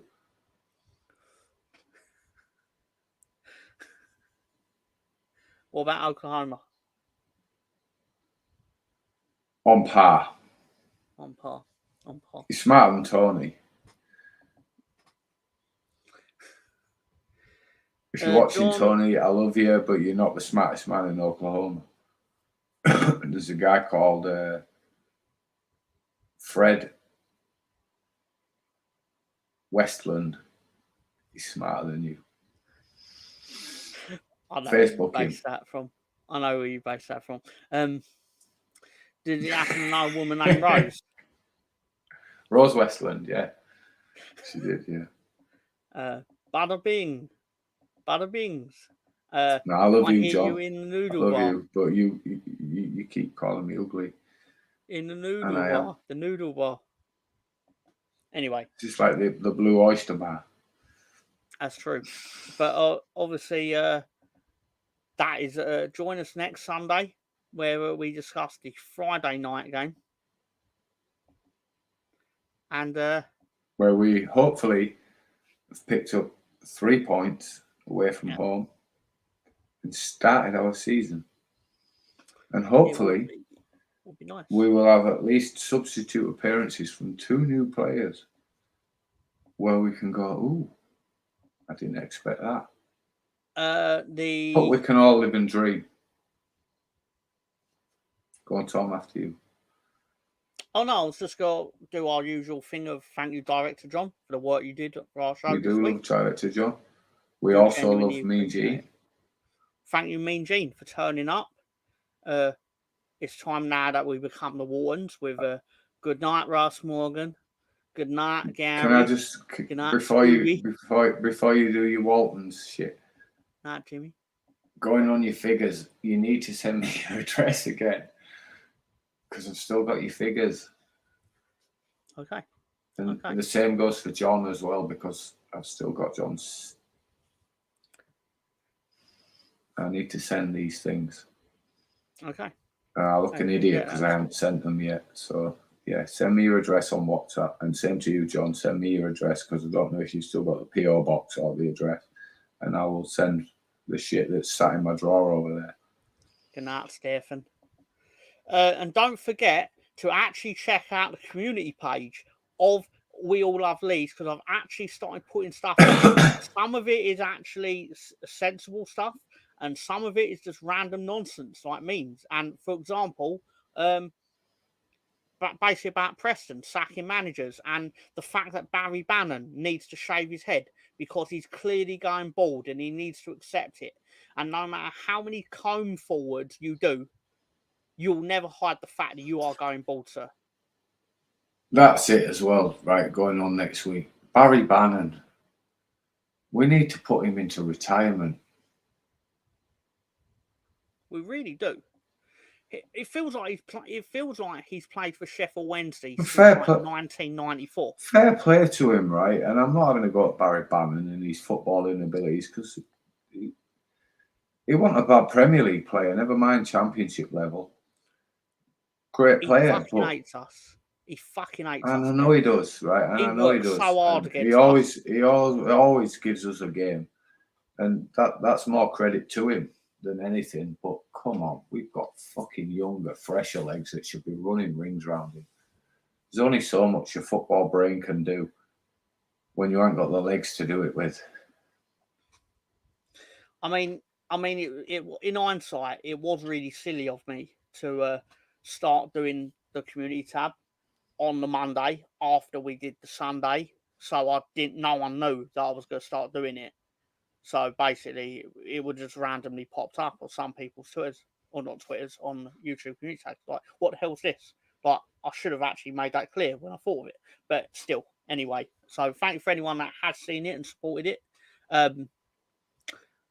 It is what it is. I've been putting the championship scores and roasting the teams that have done poorly.